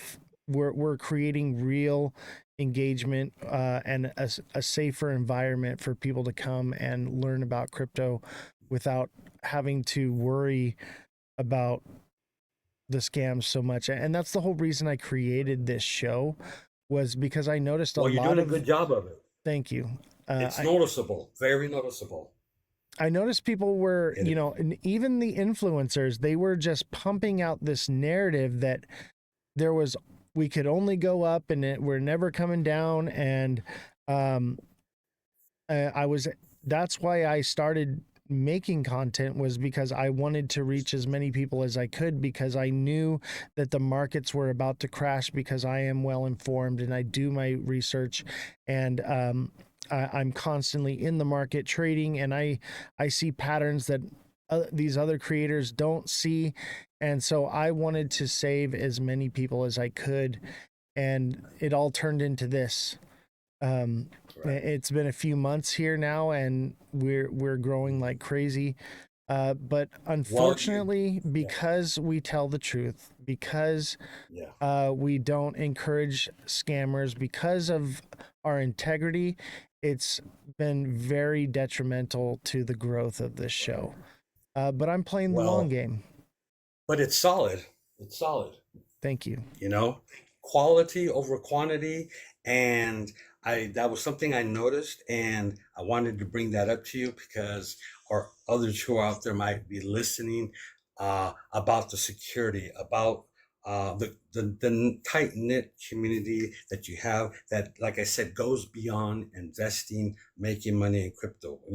We get, maybe some people are more what do they call it? More nonsense, and they just want strictly investing or whatever. But you get involved in things and you create an environment where it's more like closer to family than it is just investing. But it is noticeable with the scammers, and that is definitely something I would probably like to focus on, because even it's on my regular phone that I get these text messages. They pretend like they're talking to somebody, a friend. I'll meet you tomorrow at 1:00 for coffee, remember? And I just start laughing. Or certain things that they say, and I already know they're using the same tactic of messaging me on my phone. Right. And from there, it just kind of branches off on how good they are and how quick they want to find out how much money you have. I would encourage people to do in this space is, if you find a creator that you like and you trust, don't just follow them. Go into their live and follow them. Okay, so if you're watching the live and you like what you're hearing, follow me now, because there are a lot of fake Oz the Crypto Goats out there, and every other creator as well. So one of the best things of advice that I can give you is to follow your creator through their live, because it's basically the only way that you can know it's the actual person. Right, exactly. Very good advice. Because you will get contacted by many Oz the Goats and Joe Schmo and Jan Dane or whoever, John Doe, and what's the girl's name? I'm like, sorry. But yeah, you will get contacted by multiples. You will get contacted by multiples. I get like 30 Wendy-Os a day. And I get Wendy-Os, I get all of them. It's crazy. Yeah. Anyway, brother. And the funny thing is about it. Oh, sorry. No, that's okay. Go ahead. Finish what you're going to say. I was going to say the funny thing about it, and you mentioned this in the class as well, TA class, the psychological game that it is. And even when it comes to the scammers, you're a depressed guy, you're a lonely guy or girl, or the thought of financial freedom, and they just play on you. And even knowing some of this, if somebody would contact me and they already said, I don't DM you, I don't do this, I'm like getting contacted by Coach TY and JV and this and that, and even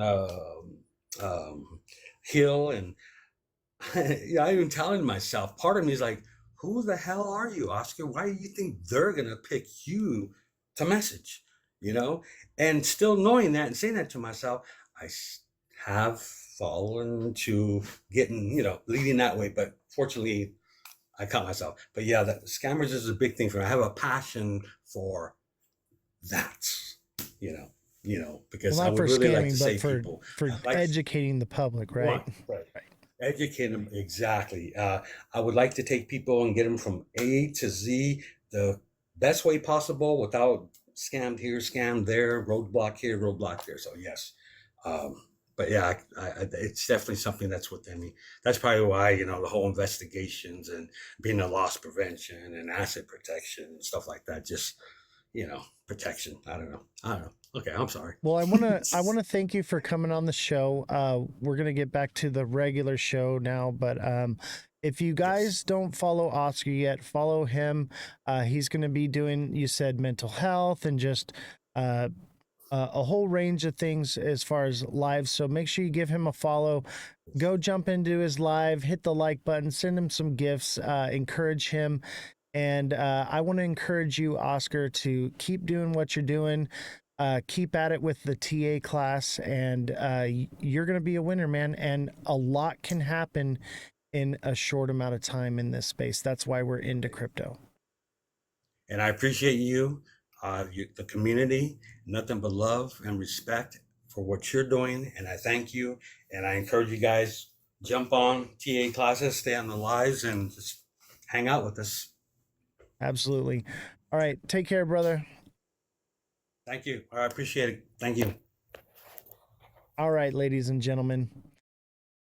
Oscar, great dude in our TA class, and he is doing so well, and I'm very proud of him. And I had talked with him, and he was like, I'd like to come on the show and tell people about my experience in crypto and my experience with the class. So if you haven't joined the TA class, I would encourage you to educate yourself before you get into the market. Like I said, everything that I offer is going to pay for itself. You just have to apply yourself. So I would encourage you to do that. Invest into yourself. And so let's get into what's going on in the world. So, today's 9/11. We covered Trump's speech on 9/11, and, we want to remember those that lost their lives that day. And a good segue into what I want to talk about is also remember, and call me a conspiracy theorist, but 9/11 was an inside job. Anybody in the chat believe that? Or do you actually believe that things went down the way we were told in 9/11? Do you believe that the official narrative is what actually happened? Anybody listening?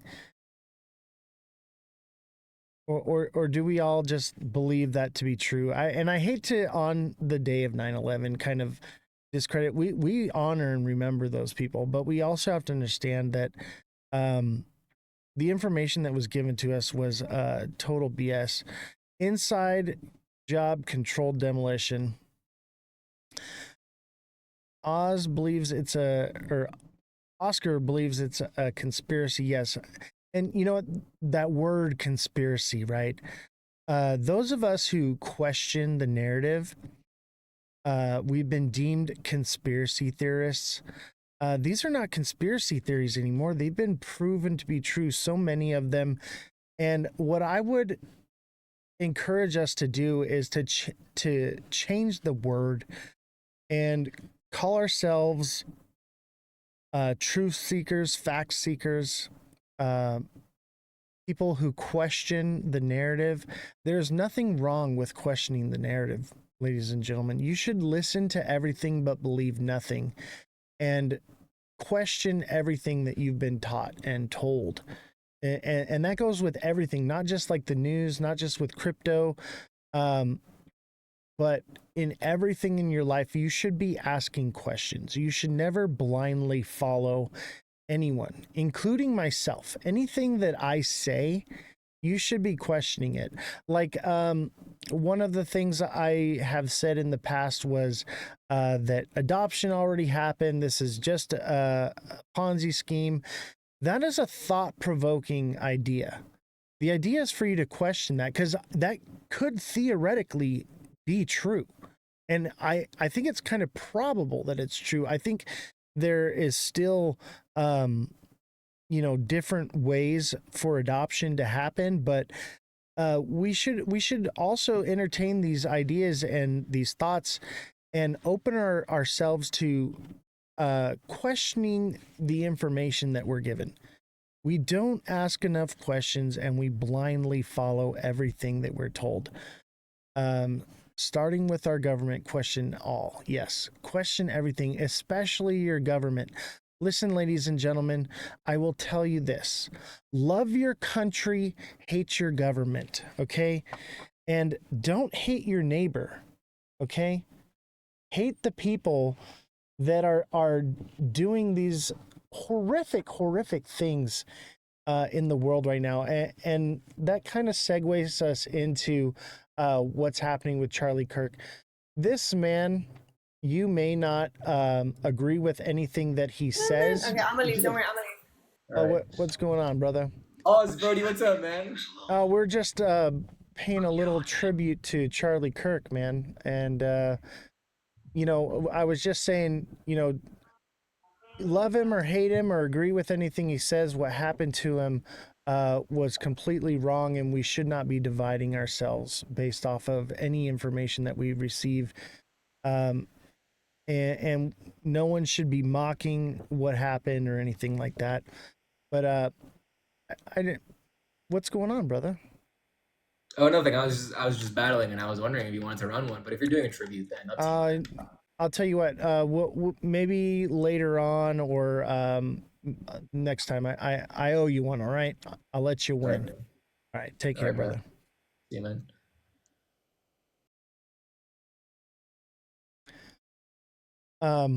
So yeah, this man had a family. This man had children and a wife. Okay. And what?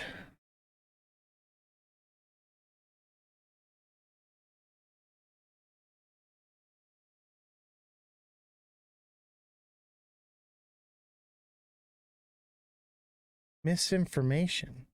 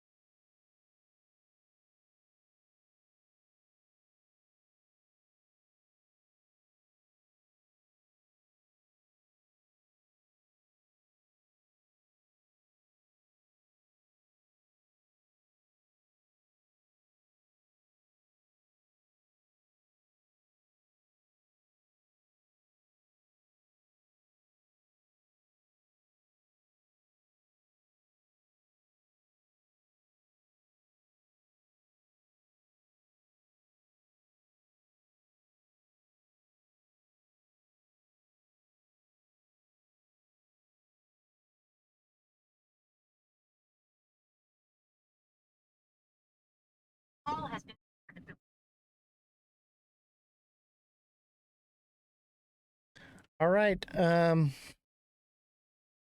to YouTube.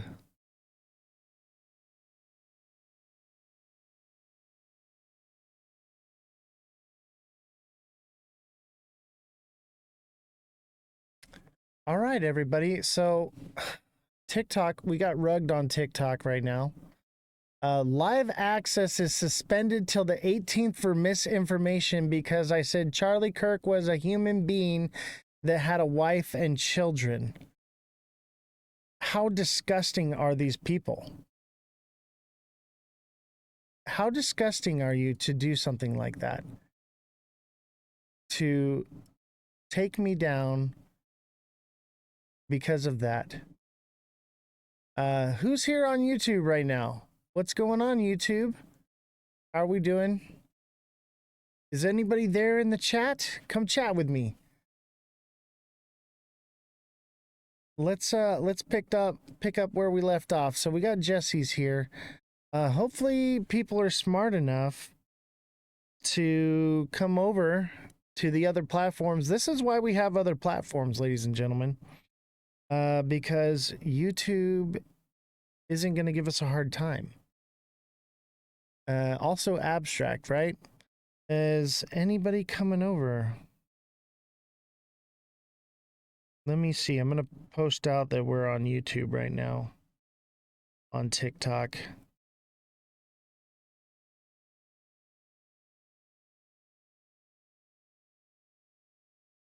Let's let them know where we're at, and then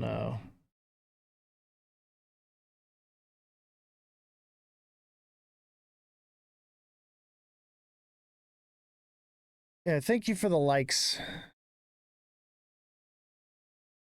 So, is anybody there? Anybody watching? Or should I just call it a day?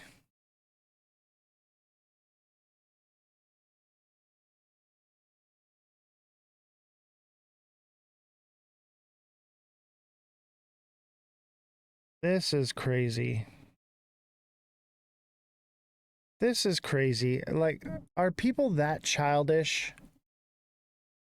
Really? Is it really you're gonna do that? Shame on you. What happened? We got banned for misinformation because I said that Charlie Kirk was a human being that had a family and a wife. These people are absolute monsters. Anyone that advocates this behavior, shame on you. Shame on you. You are evil.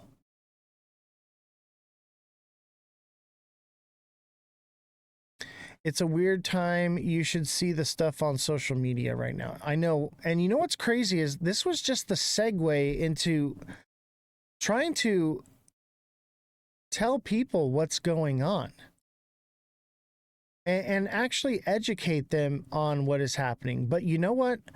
We're going to get some great clips from the recording from this. Yes, it's very disgusting and sad. Yeah, TikTok is very stupid. I'm glad that I can say that we hate TikTok shop, right? Thank you guys for all the likes and engagement here. This is why I've been onboarding you onto other platforms for this very reason right here. We just cannot act like civilized human beings on TikTok. Therefore, we need these other services in order to continue what we're doing. So I'm going to continue on with the show. Thank you for everyone that showed up and is here with us right now. It really means a lot to me. Those of you that are here right now, you are the real ones. You are the reason that I continue to deal with the BS.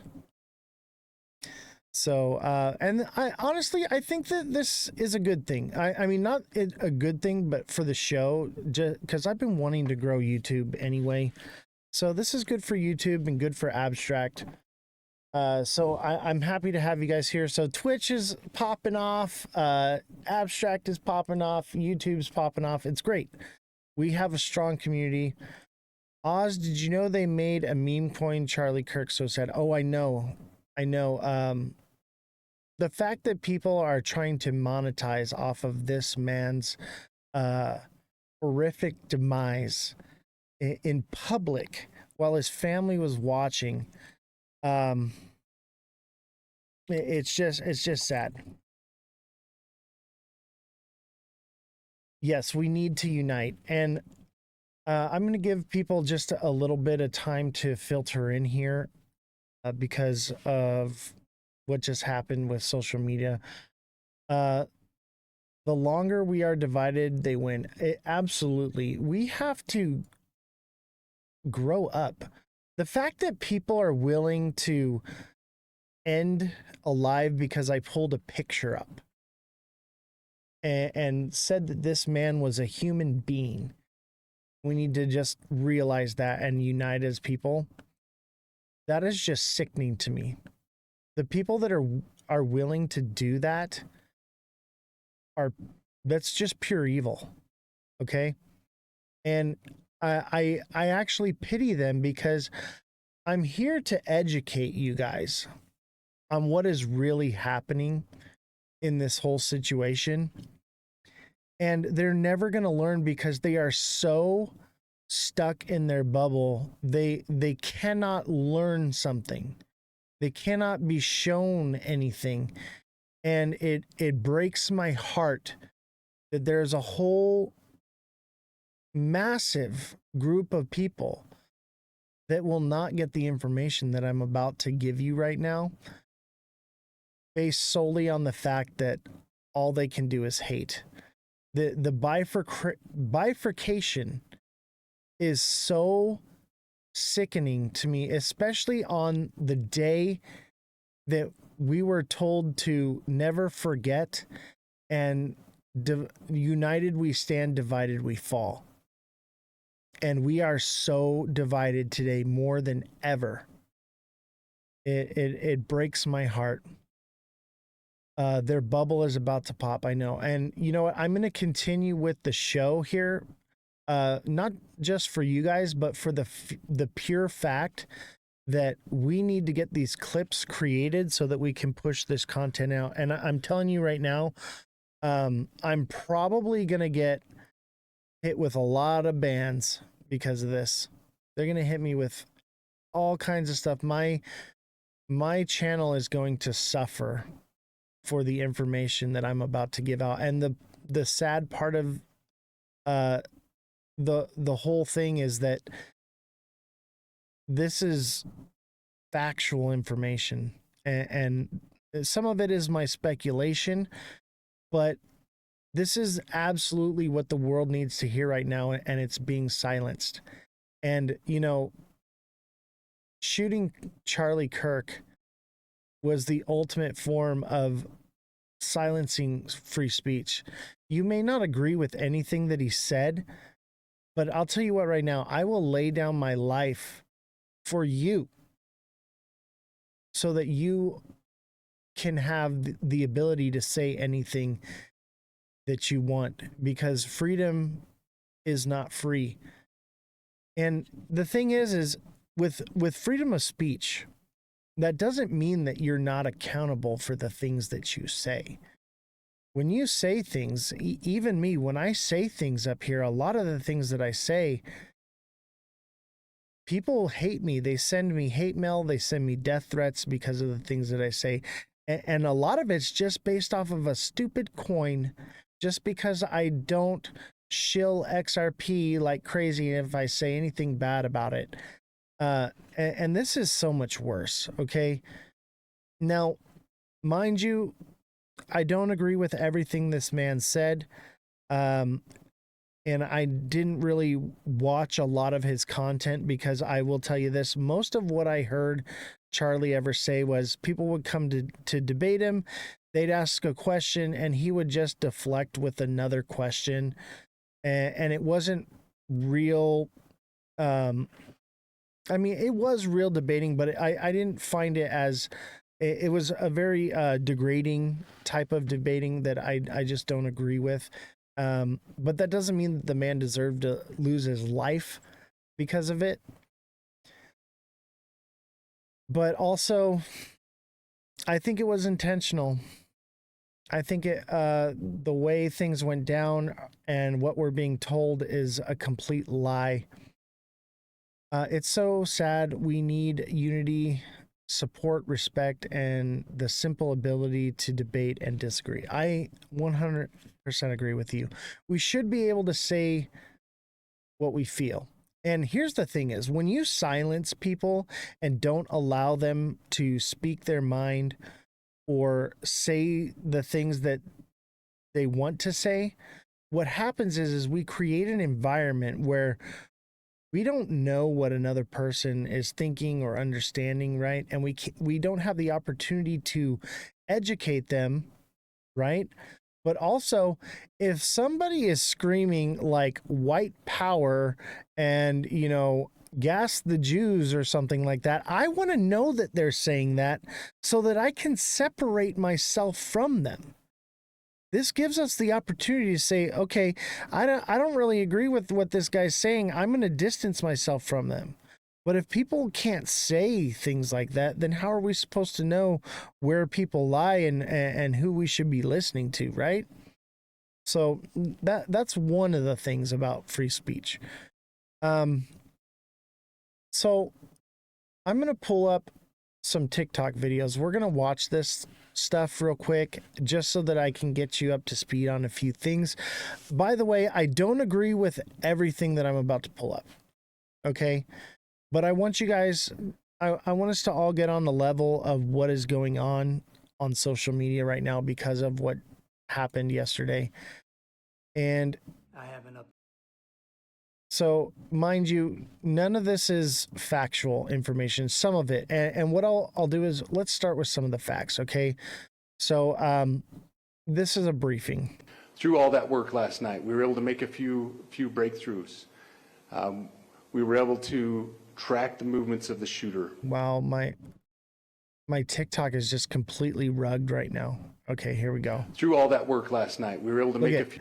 This video is being suppressed. A lot of these videos that I posted have since been removed, and we may not be able to watch all of these. And it's crazy that we can't even post things anymore. Let's see here. Marco says he had a very professional security team, and yet it happened. I know, worried they will try to get Trump again. Honestly, I'm worried they're going to try to come after me. And I don't want to make this about me, but I had some second thoughts about everything that I do here because I'm very controversial in the things that I say. Now, I don't take too much of a political stance, but when it comes to money, people do some pretty crazy things, okay? When it comes to religion, people do crazy things. When it comes to politics, people do crazy things. But I have chosen a line of work and a niche in my content that puts a target on my back. And yesterday I spent most of the day thinking and trying to decide if I was going to continue doing what I'm doing, if it was worth it. And it is. It is. If I don't have a target on my back already, I will. And I'm okay with that. And I will tell you all this right now, chat, and this is recorded and going to be posted. I will never unalive myself. And I say unalive myself because I want to be able to post this to TikTok. I will never unalive myself. I do not have mental health issues. I am very happy and I'm a very sane human being, okay? So, that being said, if something does happen to me, I hope that the narrative isn't pushed that I tried to kill myself, because I will never do that. I'm too tenacious. I've been through too much in this life just to give up. Okay, so if they take me out, I hope I go in the manner that Charlie did. So if you're going to come at me, come correct. All right. I have a feeling they hit me. If they do, they get me with something like a heart attack gun. You know how that thing works, right? It's a frozen bullet with a shellfish toxin in it. And so the bullet melts when it enters. It's very small. And yeah. It's basically poisoning. So let's watch these videos. It looks like some of them aren't going to work, but just listen to the information, okay, chat? Just listen. Through all that work last night, we were able to make a few breakthroughs.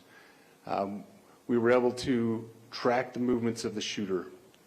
Starting at 11:52 a.m., the subject arrived on campus, shortly away from campus. We have tracked his movements onto the campus, through the stairwells, up to the roof, across the roof to a shooting location. After the shooting, we were able to track his movements as he moved to the other side of the building, jumped off of the building, and fled off of the campus and into a neighborhood.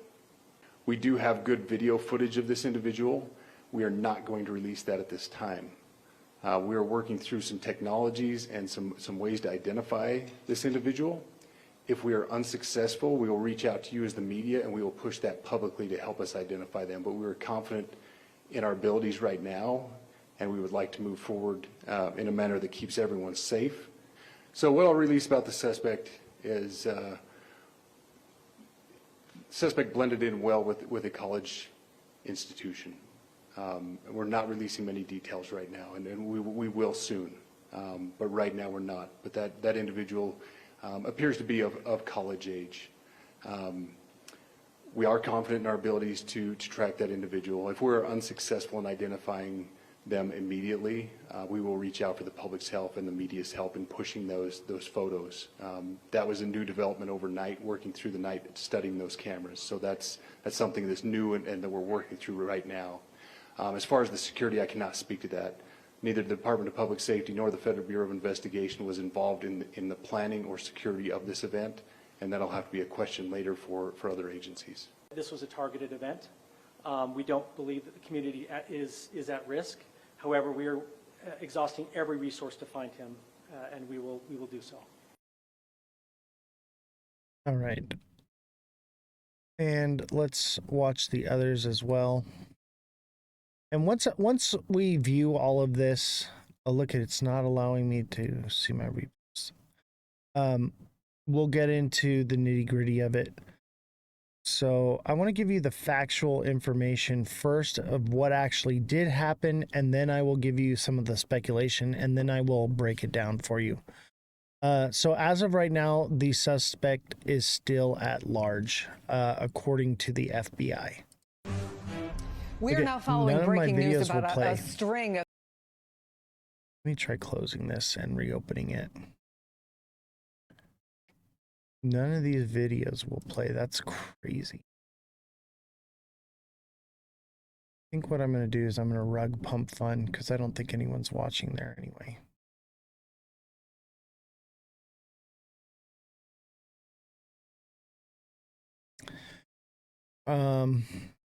Did you make that banner? What banner?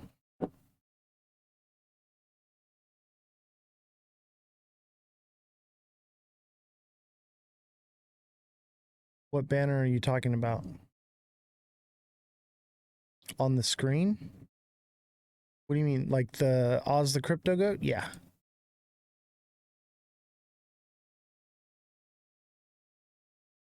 The shooter's at large and still on the run, and here's everything you need to know. As official releases image of the rooftop shooter, let's go over the... Wow, it won't play anything. It won't let us watch any of the videos. We are now following breaking news about a string of threats at a number of historically black colleges and universities today. NBC's Kelly O'Donnell is following this for us. What can you tell us, Kelly? Well, Chris, I think this is at this point in the abundance of caution phase, where universities that are a part of the HBU system, the historically black colleges, a number of them in Virginia, also in Alabama, saying that they have received threats and therefore taking action to lock down a campus or cancel classes or send out warnings to students and to the university community. Obviously, just one day after the Charlie Kirk assassination, in an environment where we have seen a lot of gun violence and a lot of acting out of dangerous threats where citizens can be inadvertently involved in a dangerous circumstance. This is the kind of thing where universities, as they assess a situation, make a determination for what is best for their community and to try to reduce the potential for any harm. By locking down or canceling classes, it clearly reduces the amount of foot traffic. It allows authorities to follow through on any leads. We have made outreach to different kinds of law enforcement, from the federal to the state level and local communities, as well as the Department of Education. And at this point, we don't have a sense of where this is coming from or how connected it may be. But the fact that these colleges are feeling they need to take action, and in light of the timing, given yesterday's events on a college campus in Utah, there is a sense of wanting to be prudent and to provide members of the community, students, faculty, neighbors of a campus with warning to help them make their best choices. So as we learn more, we will bring it to you. But at this point, there are no injuries. There's no acts of violence that we are aware of. This is in the category of threats and then taking prudent steps. You know, I'm going to try a different browser.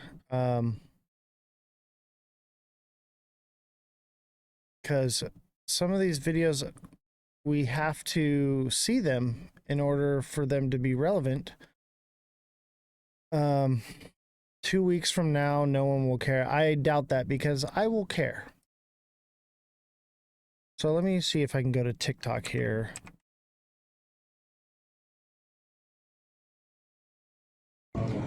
Yes, sir. I need to talk to you for a second. I'm being told by the receptionist. It's not allowing me to play any videos on TikTok.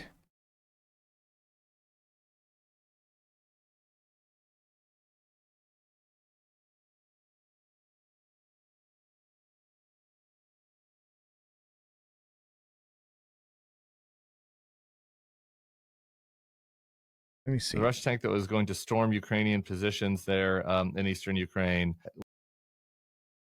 This is crazy. Nothing is working today. We are now following breaking news. I don't know if I can cover this story without this information.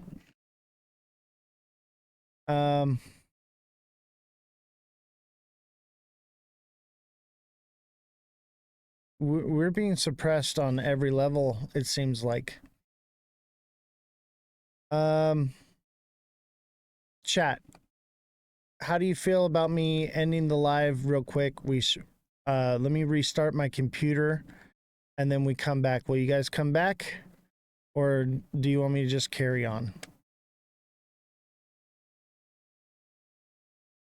I don't know why this isn't working. I have a feeling something happened.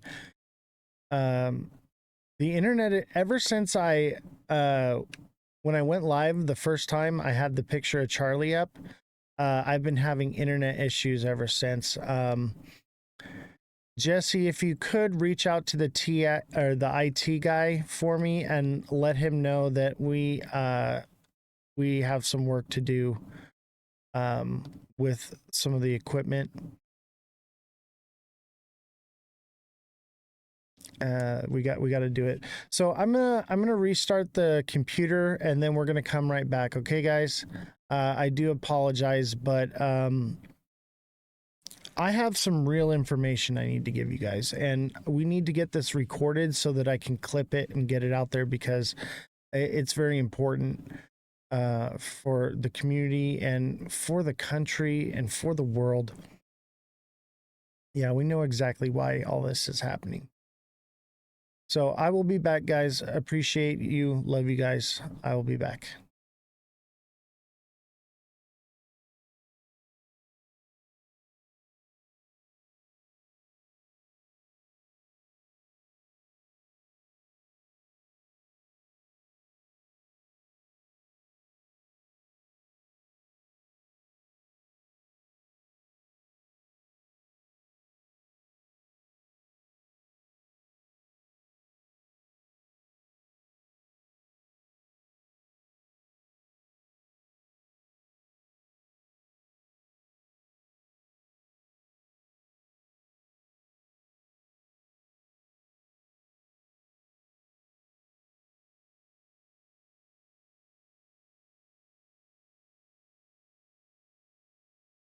We're live.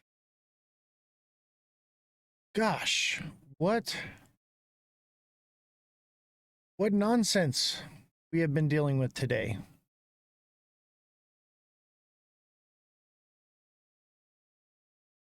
Anything that could go wrong today went wrong. That's how bad it's been today. Today is a Murphy day. Murphy's Law. Anything that can go wrong will go wrong. That's Murphy's Law.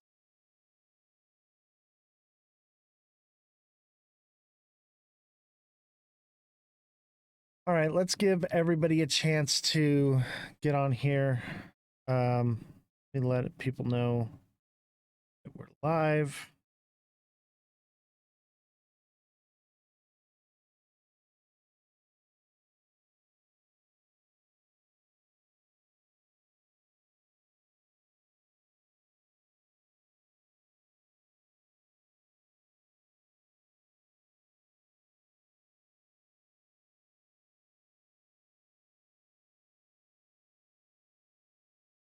All right.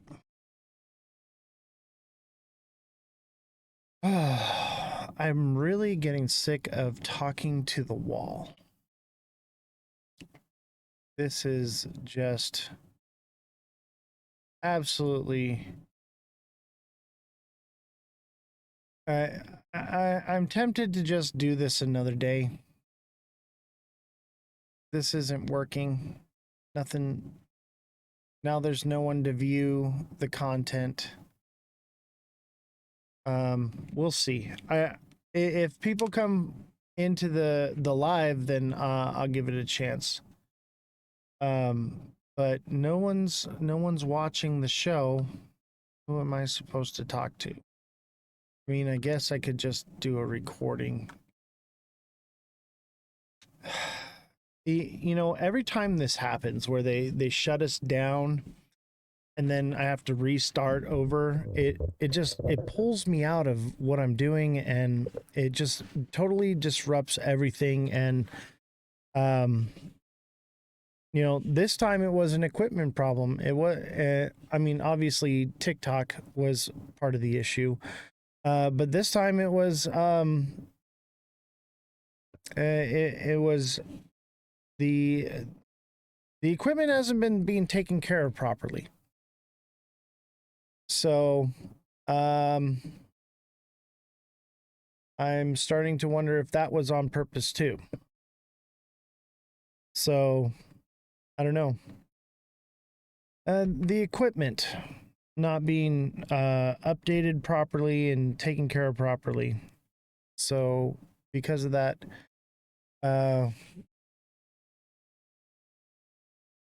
we are dealing with nonsense. Today has been one of those days where everything that could go wrong went wrong.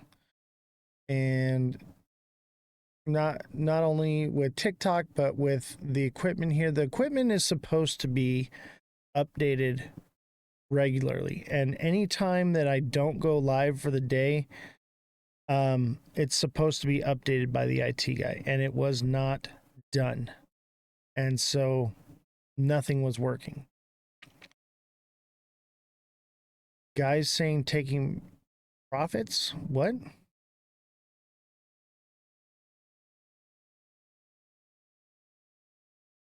I know, but like something's got to change with the way we operate around here.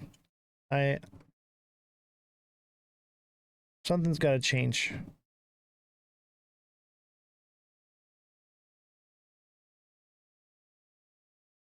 I don't even want to do this anymore.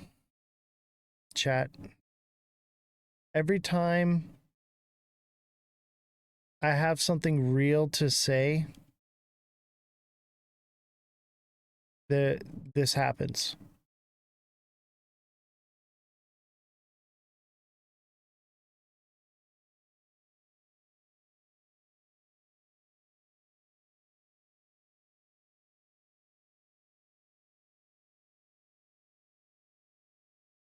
You know, it's so hard to get going with the show and then get stopped and then having to restart. It just it takes it all away. And I don't even know where to start or where to begin.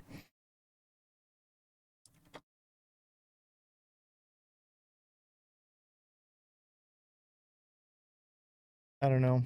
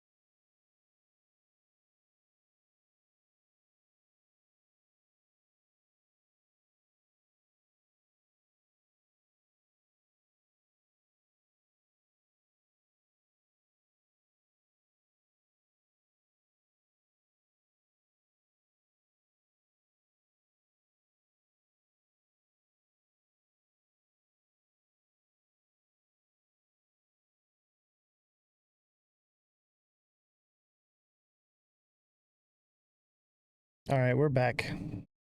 I was having a conversation. Sorry. All right, we're back. Sorry, I apologize. Today has been a really bad off day for me.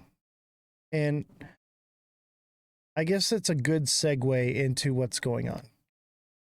What happened has a lot to do with the stuff I've been talking about in Hollywood and the things they do.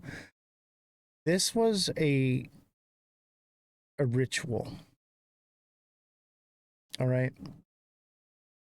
And the time and day and everything and the reasoning behind it has created bad energy, even down to the fact that the day before this happened, the ghost that's here in the studio was very active. It was knocking things off of the desk and counters and stuff, banging on walls. The IT guy does not believe in ghosts and was like, yo, the ghost was doing some shit. Okay.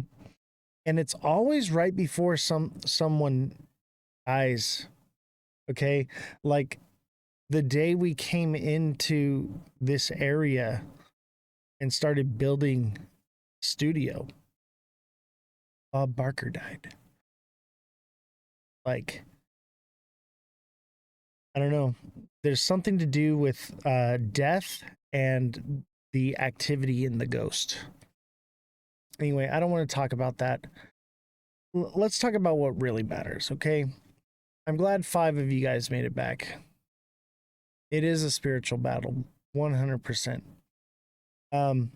I need you guys to understand what is going on, and I need to get this recorded because it needs to be clipped and put on the internet. And I'm not going to stop. I am very irritated and frustrated today. Today has not been good at all. And we're banned on TikTok until the 18th. So I guess it's good that I onboarded people before this happened and got you all to know where we're at. But I'm going to need your guys' help once we get back on TikTok to pull us out of a shadow ban again. We are going to have to go through it. This is why I don't want to deal with TikTok anymore. And I don't want to go live on TikTok anymore. It causes too much stress for me as a creator. So I'm pretty dang sure this could be, that live may very well be our last TikTok live. I just cannot do it anymore. And I don't want to be one that gives up, but like I'll probably post videos and let people know where we're at, but I don't know if I want to go live there anymore. Obviously I have to, because we have to build these other platforms up, but man, we were doing so well. We had more people on YouTube than we do on TikTok. And then this happened. So it's just like, golly. Oh, man. It's just very discouraging. And I'm sorry to let all this come out, and I'm just not getting to the information. I'm trying to lead myself into it somehow, some way. I feel like if you don't get banned on TikTok, you're just not doing it right. Anybody who has truth to speak, they always going to be silenced. I know it's frustrating, but you're on the right side. I don't know. Am I on the right side, chat? Am I wasting my time? I feel like I'm wasting my time. It would just be so easy to just go back to retirement and just give up on this. I'll tell you, there are so many days I just want to give up, but I don't, because that's just not who I am. I know. I'll never give up, but I'm telling you right now, I want to every single day. Every single day I want to quit. Every single day I am just done with it, especially TikTok. It is so toxic on TikTok. What they've created with TikTok is the most disgusting thing I've seen on the internet. It is bad. It is so bad. Dude, I just took a break. That's what's crazy, is I literally just took a break because it was so bad. And I'm like, okay, I got to get back to it. And this is what I come back to. And it, like a big break, dude. So I was actually watching one of those TikTok creator videos, and they're like, if you're like getting banned a lot and having all those issues, they said like sometimes it's best to take like a month off and then come back. And then TikTok like resets its algorithm and pushes you again or something. I don't know. I have been contemplating that. But at the same time, like, the information I need to give you, you guys need to hear it. Like, but if nobody ever hears it, what's the point of even putting out the information? I feel like you have more fun with Discord and your TA classes, and let this just be whatever it is. Yeah, but the thing is I need to grow that. I'd like to get to, because like, Jesse, how am I going to continue having you on the show and paying you? And what am I even paying you for if I'm just doing Discord and then you're out of a job? And if I'm just doing Discord, what do I need the IT guy for? And so it's like, if I stop doing what I'm doing, people lose their jobs. So it's difficult. Very difficult. This is not an easy thing to do. And now I understand why there's so much podcast equipment at the thrift stores. I mean, it's all cheap crap. You know, nothing like what we're using here, but I understand why there is so much podcast equipment at the thrift store now. Because people just can't cut it. I count myself as one of the most tenacious people I don't know anyone more tenacious than I am. I don't know anybody that, you know, has struggled like I do and just keeps going. So I get it. I understand why people quit this shit, man. It is difficult. Anyway, enough woe is me. Smash the like button, subscribe to the channel, share the show with your friends, all that. Yeah.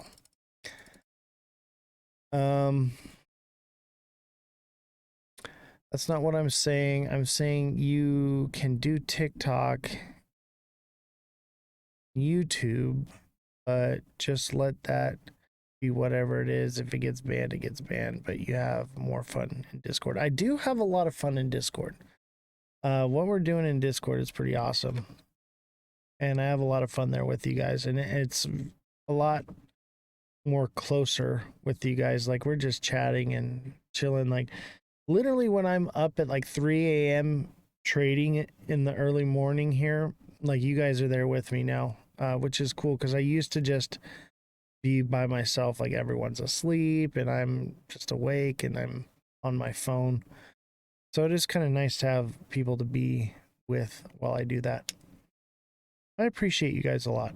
And really, it's all of you why I keep doing this. I have no reason to do this. There's not one benefit for me to do any of this. I have not benefited anything by doing this.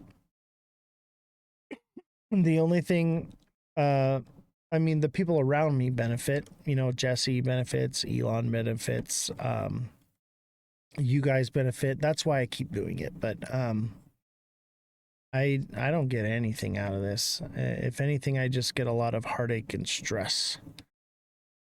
I don't know why I chose to do this, but you know what I've always done is I've always tried to pick the hardest, most unobtainable goal and then strive for it. And I've always achieved it. And I'd even say on the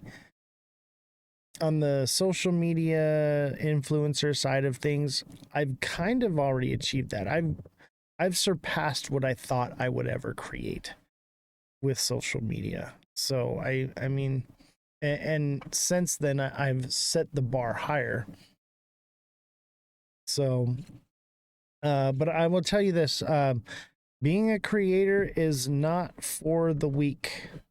It is the hardest thing I've ever done in my life. And I've been homeless on the street.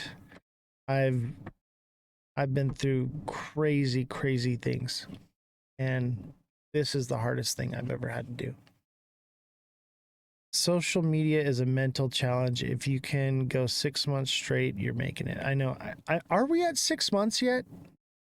I feel like we've been doing it for 6 months straight. I feel like we're pretty much to that point, if not past it already. I think we're past 6 months. It all started, what, in like February? January, February? It's been 8 months. Has it really been 8 months, chat? I know thousands of people that quit that wanted to learn. They aren't made for it. I know. I will tell you this. I'm definitely made for this. Okay? I've seen a lot of creators and I think I do pretty good. I have to say, like, but it is very tolling and the stress is very tolling. And, you know, the only currency that I receive from doing any of this is having you guys here with me. And that's really the only currency that I want to achieve, is to have a community to surround me. So I do appreciate you. The 5 of you that showed back up, you guys are the real ones, and I appreciate you. Can you have a second man to step in on times like this? Well, that was the plan to do with Jesse, but Jesse can't even do it. And I don't make enough money to pay her to do it like that full time like I do. I pay her to be here when I need her. And that's just what it is.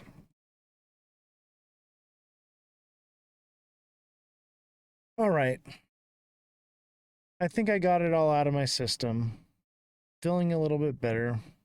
Yeah, Jesse can't TA, but you know what, Jesse, I think you can talk on the mic though. I think you could do that. But yeah, finding someone that can TA like I do, or even just analyze facts. Like Jesse's good at that. She can analyze facts, but also just the understanding of the system and legalities of things.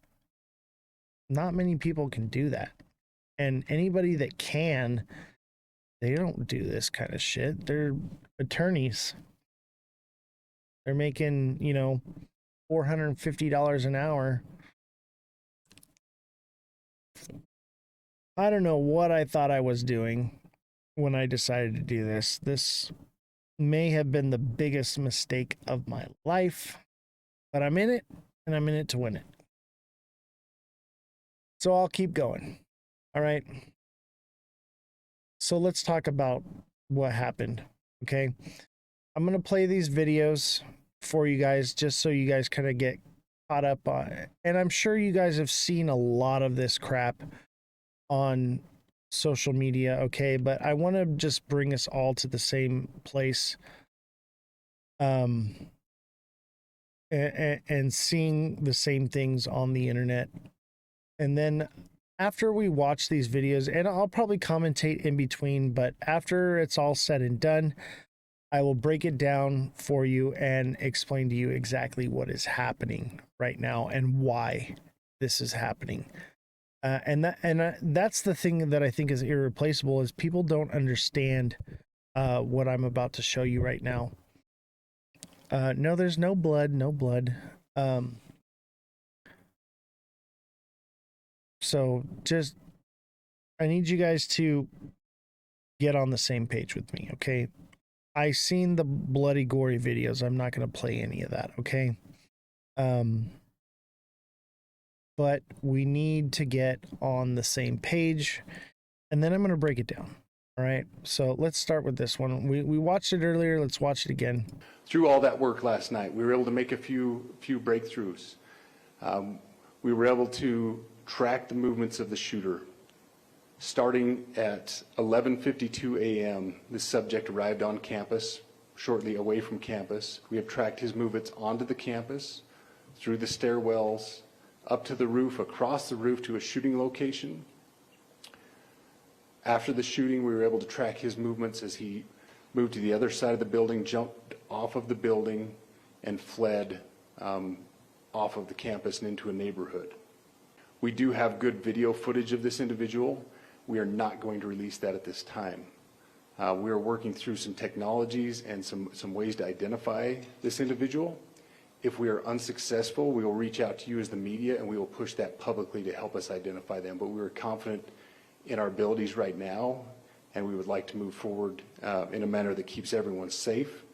So what I'll release about the suspect is suspect blended in well with a college institution. We're not releasing many details right now, and we will soon, but right now we're not. But that individual appears to be of college age.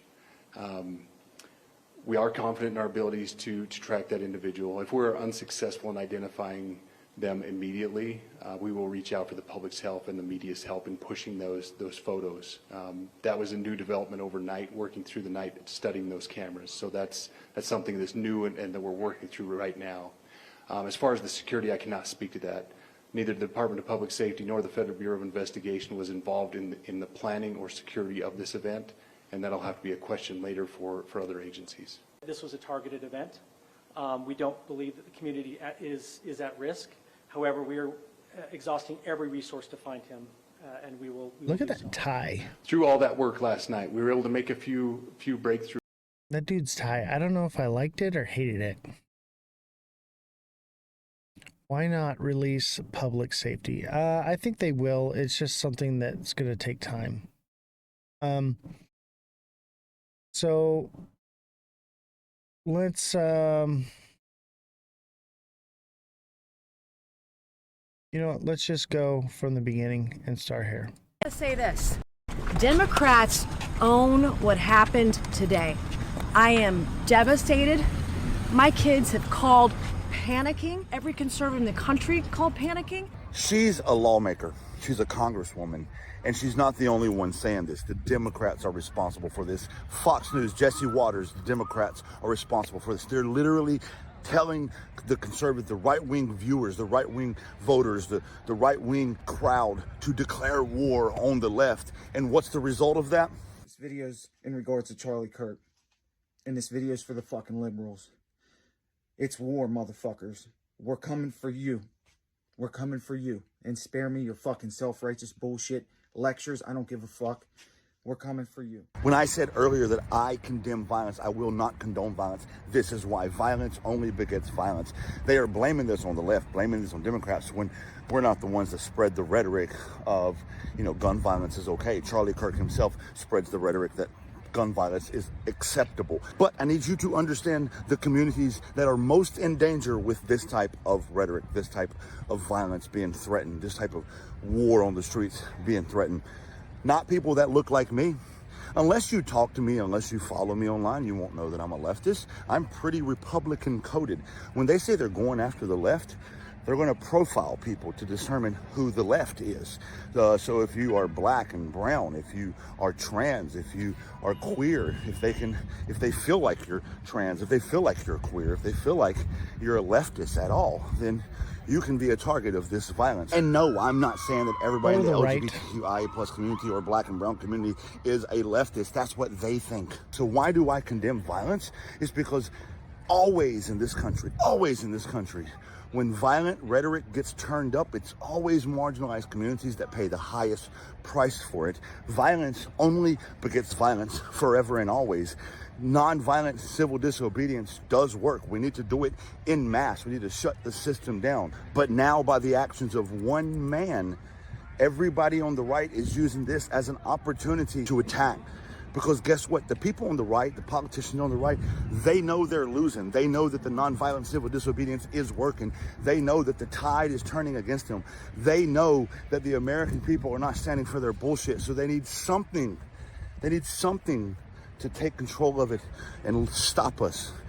They're grabbing onto this violent act to declare war on the left. And the most ironic part of the entire thing is that everybody I hear from the left is condemning the violence, condemning the shooting, and they are now calling for more violence. It is always their rhetoric that calls for violence, and it is always the rhetoric of the left to preach nonviolence and condemn acts of violence. Say this, Democrats. Let's keep watching. The man originally arrested for shooting Charlie Kirk in Utah today has been released by the authorities. Y'all got to understand something. This wasn't some regular Joe Schmo. This person knew what they were doing, and we can see this in the quick little 6 to 7 second video of Charlie Kirk, unfortunately passing away. He did die. I can't show it to you, but this is the layout. That's him in the tent, white shirt, holding the microphone. As he's holding the microphone answering questions in his left hand, he lowers the microphone and slightly turns his head. Then we see the initial bullet entry wound. Then you hear the crack of the shot. Then you see him tense up and inevitably passes away. Again, unfortunately. I didn't like the guy politically, but I don't wish death upon anybody. Now, that right there, we can get a lot of information from. Couple that with the fact that he was talking already for a good few minutes. If this was some regular guy, he would have taken the opportunity the first time it arose. But this person waited for the microphone to go down. Probably didn't take into account that they were just turning his head, because he meant to hit right here in the nasal cavity. If you're a skilled marksman and you're trained, you know that's where you go for the classic headshot. Not the top of the head with a lot of hard bone, not the side. It's not a lot of room. And if you hit the orbital bone right here. So the man originally arrested for shooting Charlie Kirk in Utah. Well, this was a professional hit. Okay. This was not an everyday shooter. Now there's some rhetoric going around that, oh yeah, a person with a couple hours training could learn to do that or whatever. I've shot like this before, and it ain't easy. Okay, you have to take wind and all kinds of different things into consideration This is not an easy shot. 200 yards with a deer rifle at such a small target. Okay. Head, neck area is not an easy shot. I don't care what anyone says. If it was not a professional shooter, they probably would have missed. They knew 200 yards right away, but don't know who it was or where it was. Yeah, they knew right away it was 200 yards, yet they drug an old man through the crowd pantsless just in order to make a spectacle that they got the guy. And you should have seen the people surrounding this gentleman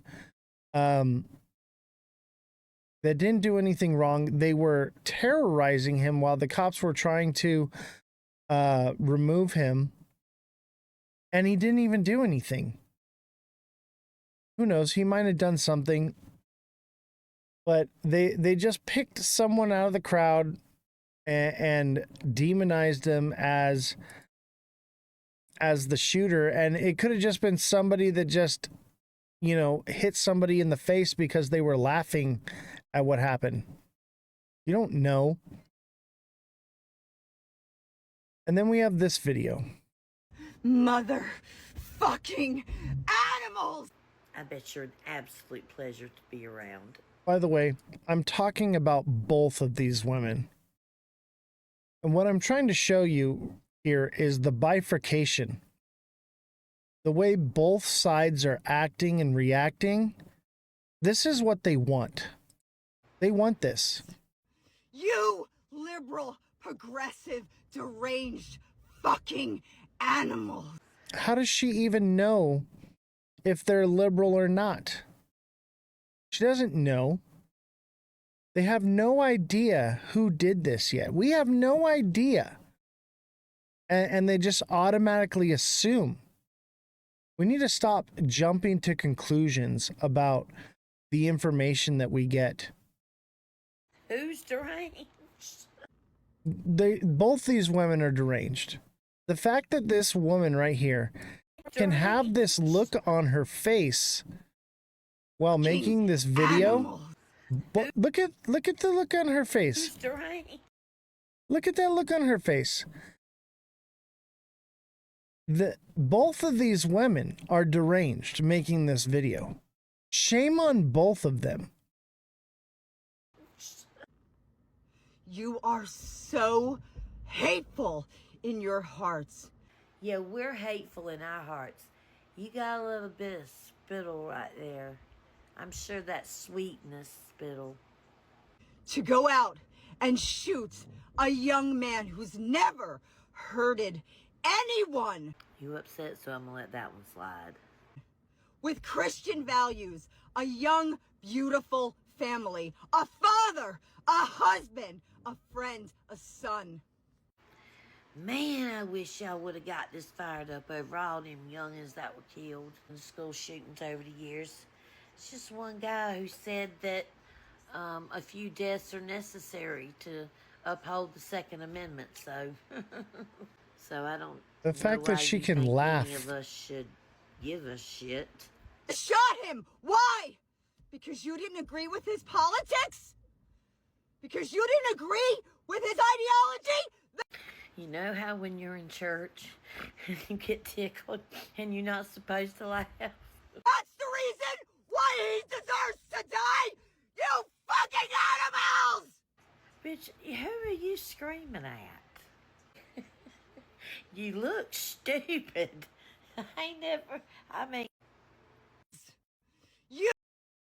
Both these women are in the wrong here. I understand one of them is very upset, and this is her way of dealing with her emotions. But she has no right to blame any side.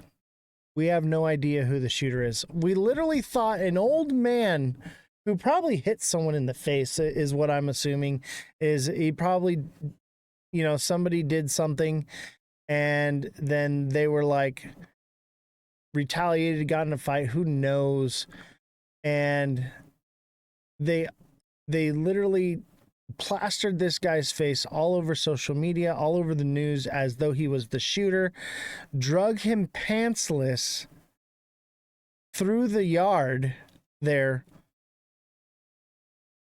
We have no idea who did this. We have no information. Okay? They know who did it. And I will give my speculation on what I think in a little bit here. But y'all need to hit the brakes a little bit, okay? You guys are making content and posting it to social media and literally starting a war. A civil war is being started over Charlie Kirk's death. And you're going to social media and you're posting out this information as though you know the facts when you know literally nothing, and you're not helping anything. You are adding fuel to the fire. Both of these women are a problem. MAGA Fox News host Jesse Waters goes live on air and declares war. He decides to use the most incendiary, divisive rhetoric by claiming, quote, "They're at war with us. What are we going to do about it?" I want to highlight the shooter is still at large. The Chiron on Fox News says police looking for Kirk shooting suspect. So the Chiron is admitting that we don't know who did this yet, while Jesse Waters is saying, quote, "They're at war with us." And again, I entirely condemn this. And if you want to make the argument that there's a high likelihood the person who did this disagreed with Charlie Kirk from a more left-leaning or far-left lens, then we can wait for the investigation. I wouldn't disagree that it's likely, but it's definitely not time to be going live on Fox in front of millions of Americans and using the most incendiary rhetoric possible. Jesse Waters is double my age, yet the video that I made in response called for a better, more unified America. I'm going to play the clip in just 1 second, but I want to be clear. This is clear incitement. Jesse Waters tries to draw a narrative of a bunch of tragedies that aren't linked in any way. He cites the shooting of Donald Trump's ear, which was done by a Republican kid.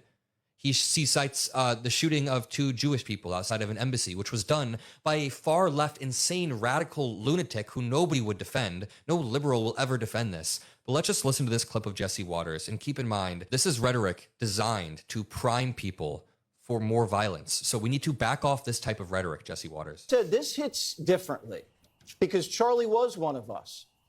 And Trump gets hit in the ear. Charlie gets shot dead. They came after Kavanaugh with a rifle to his neighborhood. They went after Musk's cars. They just shot 2 Jews outside the embassy. Think about it. Scalise got shot, barely survived. It's happening. You got trans shooters. You got riots in LA. They are at war with us. Whether we want to accept it or not, they are at war with us. And what are we going to do about it? How much political violence are we going to tolerate? And that's the question we're just going to have to ask ourselves.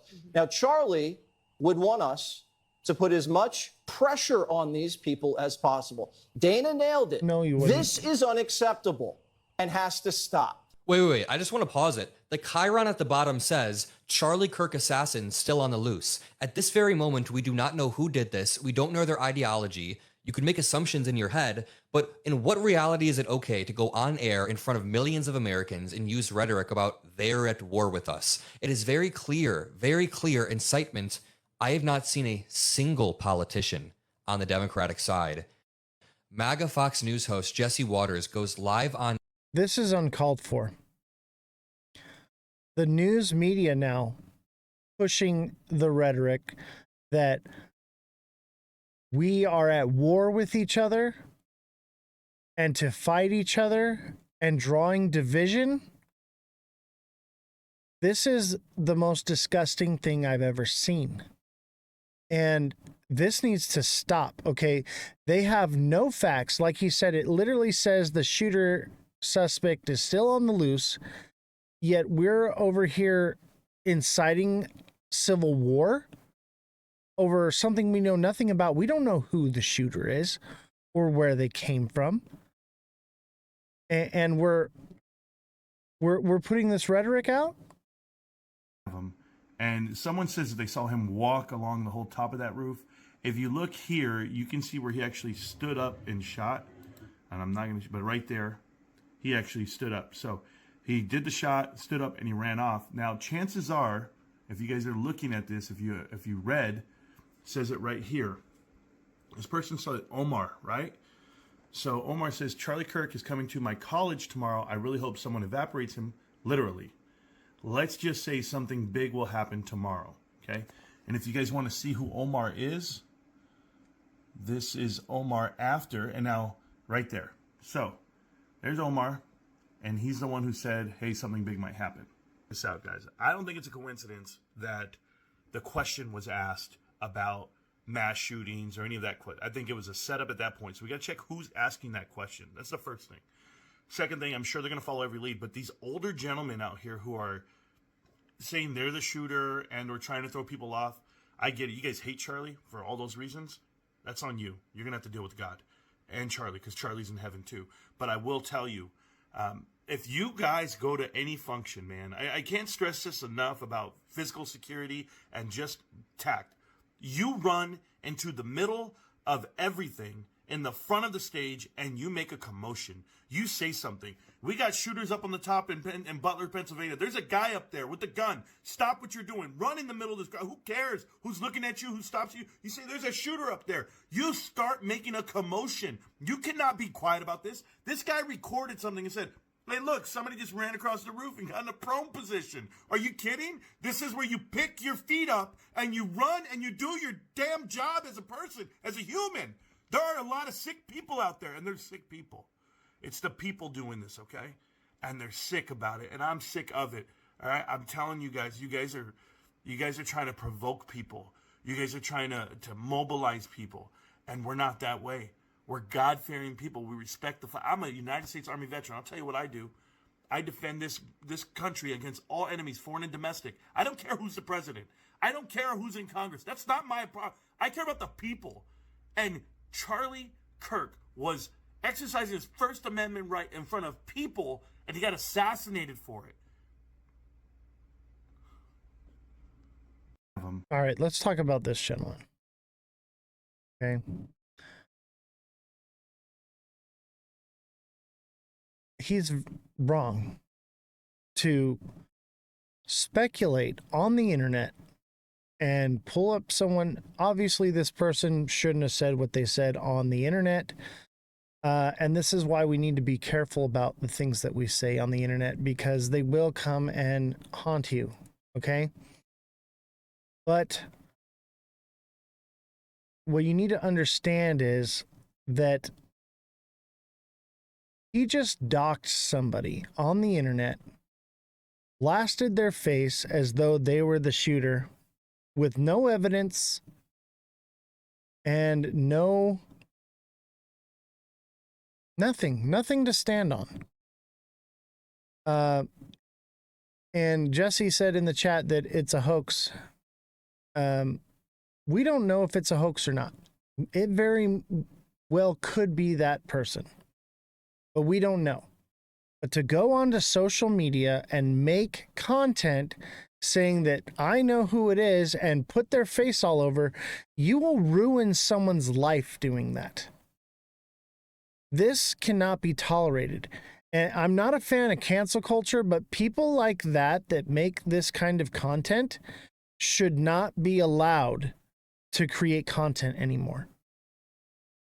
And this is clear that they are putting out information without any facts backing it, speculating as though it's a fact, and damaging and destroying people's lives. This is where I say that these types of people should be removed from the internet. Okay? If you have factual information and you are giving it to the public, that is one thing. But to speculate and dox somebody like that, that is just disgusting. And you're part of the problem. All right, this is an eyewitness account from someone who saw what happened. And what I want you to take from this, well, let's watch the video first and then I'll explain to you. What happened? Hi. So we were about 3 or 4 rows back. I was there with another reporter from the Deseret News, Emma Pitts. And the question had just come up about how many transgender shooters there had been. And they went back and forth. Charlie Kirk answered once. It was the student asking a question. He asked something else, and Charlie went to pick up the microphone to answer. And it looked like he was shot on the left side of his neck. There was a lot of blood, and he went limp, and he started to fall backwards. And did you see him? What happened in that immediate moment? He fell backwards. What happened then? So a lot of the people, because we had been there early since around 9 a.m. We were interviewing lots of people just about the atmosphere. And the audience initially thought it was a firecracker. It was really light sound. And so then something was obviously wrong. Everyone dropped to the ground. And then we ran off, cowered there for about probably 30, 40 seconds. Saw the coast was, well, I don't know if we definitely did not think it was clear, but we ran off to get shelter in another part of the building. We hid under a desk, just contacted our editors. What happened? Okay. I want you to notice something in this video. And I want you to know that when this video came out, this was during the time they had arrested the old man and drug him out pantsless, okay? So before it was established that there was a shooter on the roof and they were pushing the narrative that it was this old guy in the crowd, this is what the news was putting out. And I'm going to mute it so that I can talk. Notice this video. They're showing the roof, right? And obviously this is after the fact. But the news does this where they zoom into the roof and they're looking around, right? And they're posting it at the time where they are assuming that they got the shooter. It's the old man. And they're showing that the roof is empty. No one's up there. Even though this is after the fact, they do this on purpose. See that shot of all over the rooftops? That is to imply that there was nobody on the roof. The news does this stuff. And this is part of what created the rhetoric of, we got the guy. We got the guy. We drug him out pantsless. This is wrong. And the news is part of the problem. This is why we have a show. Because the news is so terrible that they would push this. Now, I don't know what happened with the old guy. I don't know why they drug him out. They released him, though. But they were trying to use post footage as though it was of what was happening. Because your brain, the way it works, they were trying to push a narrative that seemed like there was no one on the roof. And that's why you see the shot that you're seeing right now. Okay? And this is a big problem. Let's look at another one. Going too tough and came and took him out. Okay, that's one. Oh, we'll get to that one later. Let me see here.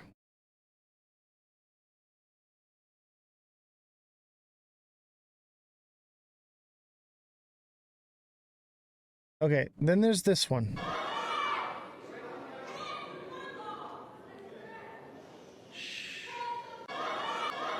Look, it won't even play the whole thing. Look at this. TikTok won't allow me to play the whole clip. Please rise for a moment of prayer for Charlie Kirk and his family.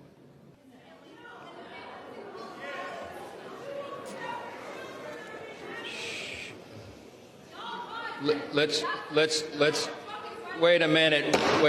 The House will be in order. The House will be in order. The House will be in order.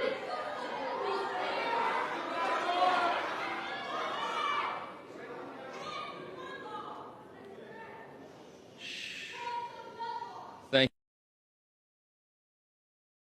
So they went to take a moment of silence in the House for Charlie. And I don't know who it was, But they start yelling and screaming out of disrespect. And the issue is this. This video being pushed out and being shown is part of the bifurcation that they're creating.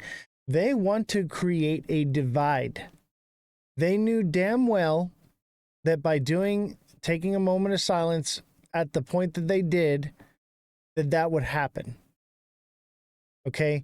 They knew that it would get recorded and they could post it to social media and they could use it as more rhetoric to try to drive division and hate between us.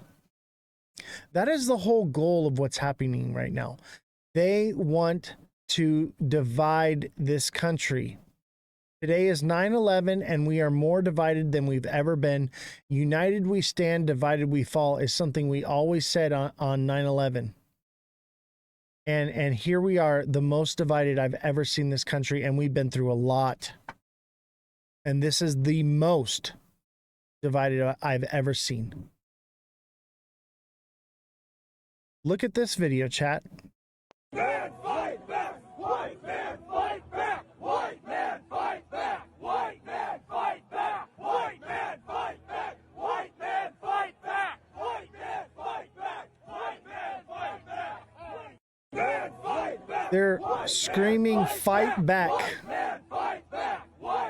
These are Republicans, people with a Jesus flag, Republican flag, American flags. This is the right. Okay? I'm not an idiot. It doesn't take a rocket science to figure out what side this is.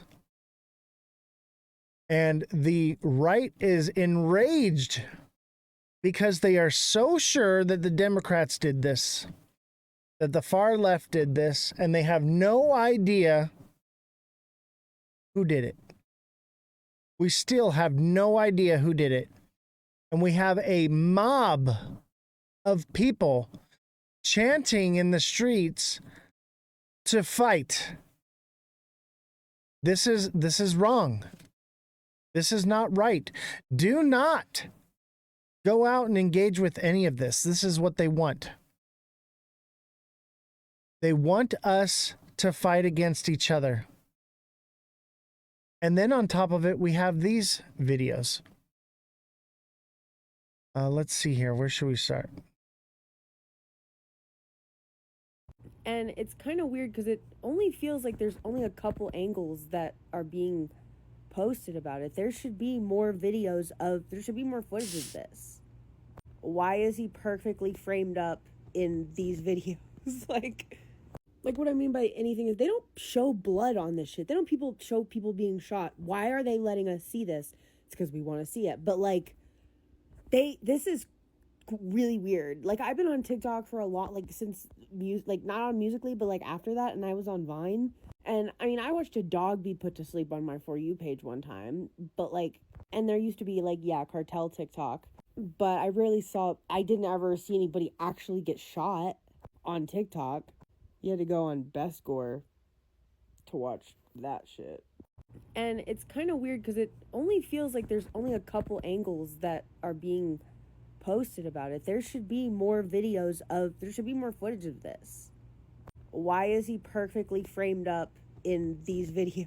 Like what I mean by anything is they don't show blood on this shit. They don't show people being shot. Why are they letting us see this?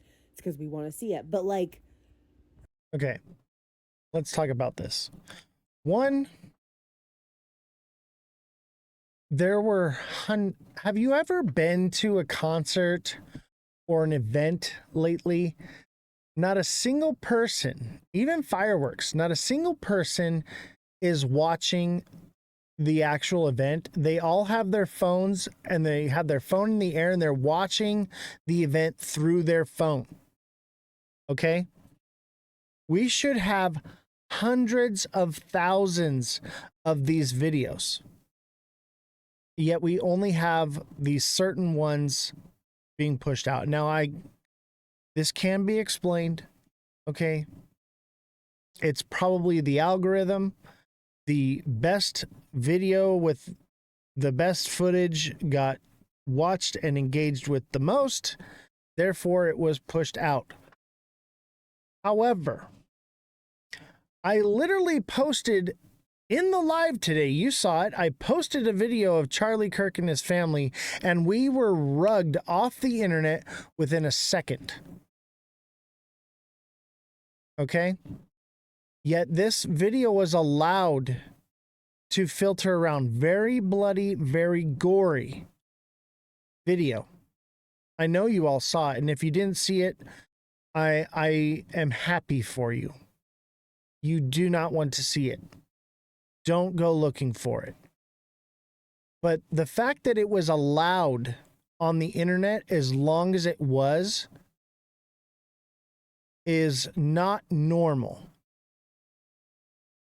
They wanted this information to get out.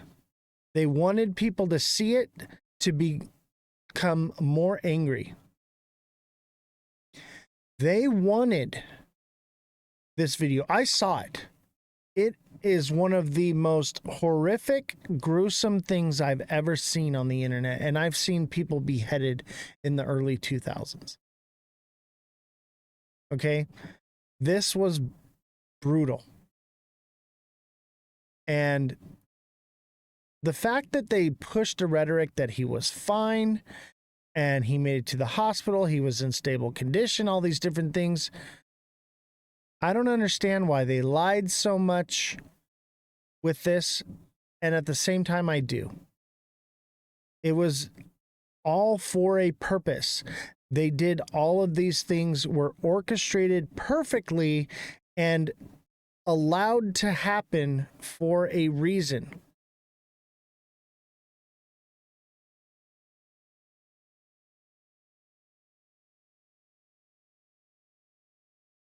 Okay, now let's talk about this video. Where he was struck. Where he was struck. Where. Look at TikTok's not allowing the videos to play all the way through. This thing, you know, I'm sorry. But look, there's that black thing. There it is. There it is. Tell me that's not exactly where he was struck. This is another person on social media creating videos, creating content for their own personal gain. I wasn't going to cover this Charlie Kirk thing at all. I didn't go live yesterday. I didn't post any videos about it yesterday. What I did post was that we're being played against each other. And thank you, TikTok seller, for the most perfectly timed political videos. And those were from days before. But people coming out and making this content for their own personal gain, creating narratives, okay, that are misleading, misinformation, on purpose, or it's orchestrated. Maybe they're part of what's going on. There was so much misinformation going around. I've never seen anything like it. And we had the Trump assassination, and this was worse. I knew they were going to shoot him, so I clipped it before that. No, you didn't. Stop. But people making videos like this is awful. Okay? And terrible content. And so much AI generated content. I know I reposted a bunch of this. I reposted it so that it would come up here so that I could bring it up and talk about it. Just because I repost something doesn't mean that I believe it.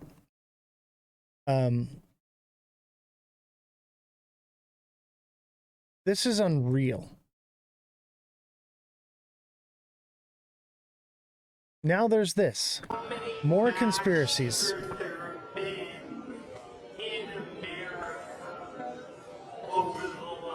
Do you see the signal? Counting or not counting gang violence? Now this is great. I don't know about it being stupid. I don't think this one is stupid. I think this one may actually be the real deal.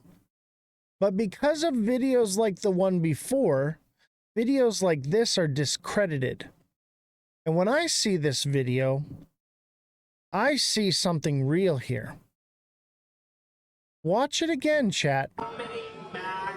He signals with his hat, touches his nose, and then the other guy gives another signal with his hands and arms.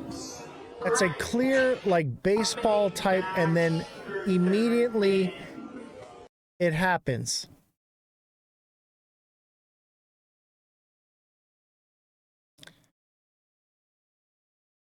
I believe this to be true. I don't think this is a coincidence. I don't think that this... I think that this thing was set up. We're gonna get into that more, and I'll create some good clips for you coming up. But let's talk about why first, and then I will break it down for you. All right. One more video here. I forgot this one. This guy's gonna get fucked. Sombra.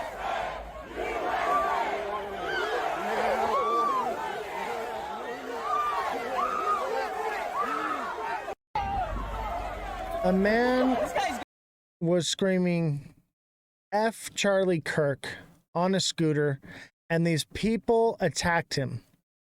Well, I'll tell you something right now. Charlie would not condone this. Charlie was a man of free speech, and he clearly exercised that right. As you all know, he has said some very horrific things. But I'll tell you this, every person has the right to say whatever they want. You do not have the right to attack anyone for it. Period. Whatsoever. You do not have the right to attack anyone because of something they say. Okay? Whether it's Charlie, whether it's a guy on a scooter cruising by saying F Charlie Kirk. Neither one of those men deserved what happened to them.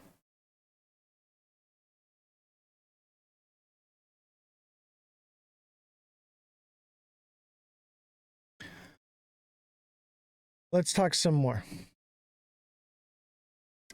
Let's get more into the reason why. Why was Charlie killed? And who did it?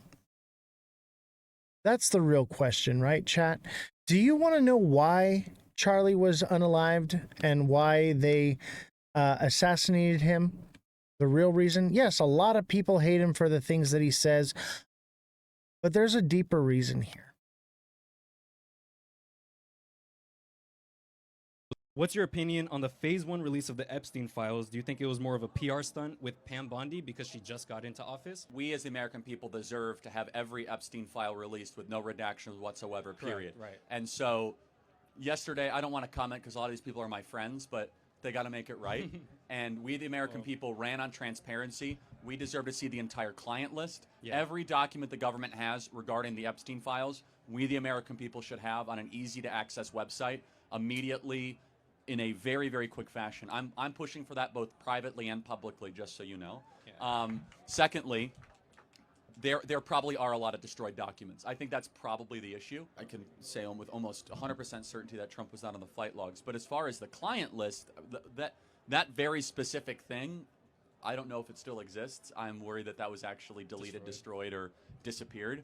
But look, statute of limitations for child sex trafficking goes for 30 or 40 years. We should impanel a grand jury, and every person involved in the Epstein child sex trafficking should go to federal prison for the rest of their life. Every single person.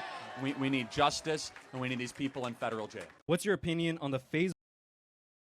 That's why they got him.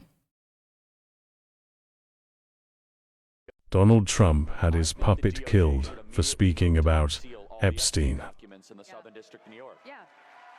Everything. Everything except child sexual assault material. I think every file should be released to the public the same way as the JFK files.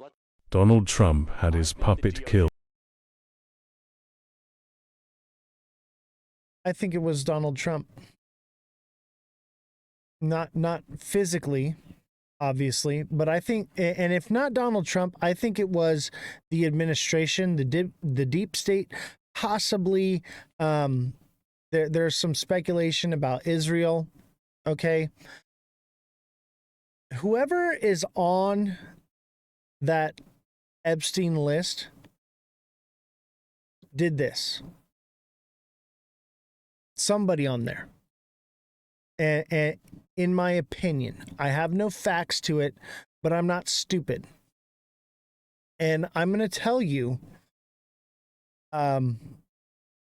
why I believe Donald Trump was behind this. Okay, let's watch a few more videos, and then I will explain to you. You know, in the old days, boom, firing squad. No, it's true. Boom, gone. Bang. Bing, bong. When we were strong, bing, and it goes quickly, right? It's called, you're dead. You know, in the old days, boom, firing. Okay. Let me see. Is there any more videos? Here. Vote early, vote absentee, vote on election day. I don't care how, but you have to get out and vote. And again, Christians, get out and vote just this time. You won't have to do it anymore. 4 more years, you know what? It'll be fixed. It'll be fine. You won't have to vote anymore, my beautiful Christians. I love you, Christians. I'm a Christian. I love you. Get out. You got to get out and vote. In 4 years, you don't have to vote again. We'll have it fixed so good you're not going to have to vote. And vote. Do you hear what he just said? I remember when he said that.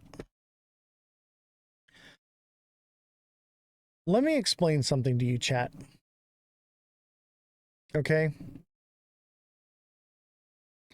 It was quiet. Yeah, I know. I can't turn it up any louder, but let's talk about it, okay? And why I think that this was orchestrated by either the deep state. Basically, he said that you're not going to have to vote again. Go out and vote. This will be the last time you have to vote. We're going to have it fixed so good, you'll never need to vote again. Right? And that's what we're seeing. So if you know anything about times of war, if the country is at war, they don't have to have an election. There's more to it than that, though.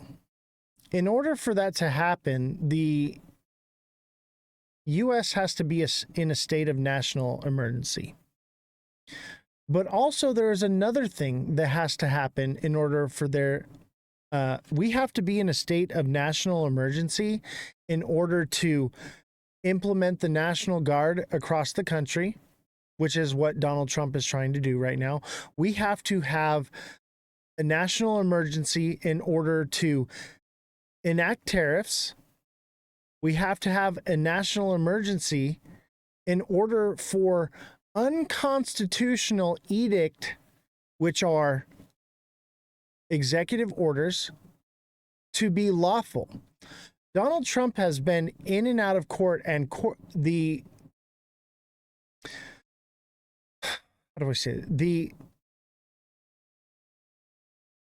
tariffs are being fought in the Supreme Court, whether or not Donald Trump has the constitutional grounds to enact the tariffs. It is being fought in court right now at the Supreme Court level, whether or not Donald Trump has the right to bring in the National Guard into the states. Okay?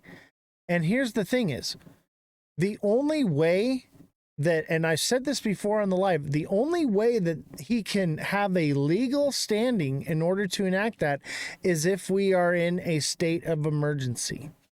So let me tell you this. whether the only collateral damage was Charlie Kirk being killed, if they can pin it on a patsy to create it that it was someone from the far left, that could be enough. But if they incite violence, incite a rhetoric that creates civil war or unrest where people are fighting against each other, then they can call a state of national emergency. Every single thing that Donald Trump has been trying to do, but has been being shut down by the courts because it's unconstitutional, is very correct. It is unconstitutional. But it becomes lawful if we are in a state of emergency. But you know what? Donald Trump pretty much ended all the wars. Pretty much, at least with the U.S., right? So we're not at war anymore. So there was a real fine line of where the Supreme Court could rule against Donald Trump and everything he's been trying to do. So they had to create a national emergency in order to continue making these executive orders. Without a state of national emergency, there is no executive orders, period. And that's why we've been in a perpetual state of national emergency. Because it's a way that we no longer have a president, we have a king. The king writes down, I decree that this shall happen. That's not the way this government works, okay? There is a separation of powers. The executive branch does not have the constitutional right to create law. That is up to the legislative branch, and it is up to the judicial branch to interpret that law. Okay? We have that for a reason, but we have made it so that the president, in a time of emergency, can make a law. It's not a law, ladies and gentlemen. An executive order is not a law. An executive order is unconstitutional edict that is imposed upon the American people in the time of national emergency. Okay? Donald Trump's whole, I must have tariffs, I must have the National Guard in the states, I must be able to make executive orders, is why this happened. This was orchestrated by the deep state. And here's the thing you have to understand is, even if it comes out that it's some transgender person that did this, which we don't know that, or some far left person, but we don't know that. Even if it comes out that that is what they tell us, that's the official narrative, and even if it is that type of person, you have to understand that the FBI, the CIA, they find people that are unwell, and they manipulate them, and they con them, and they force them into doing things that they would have never done without that help.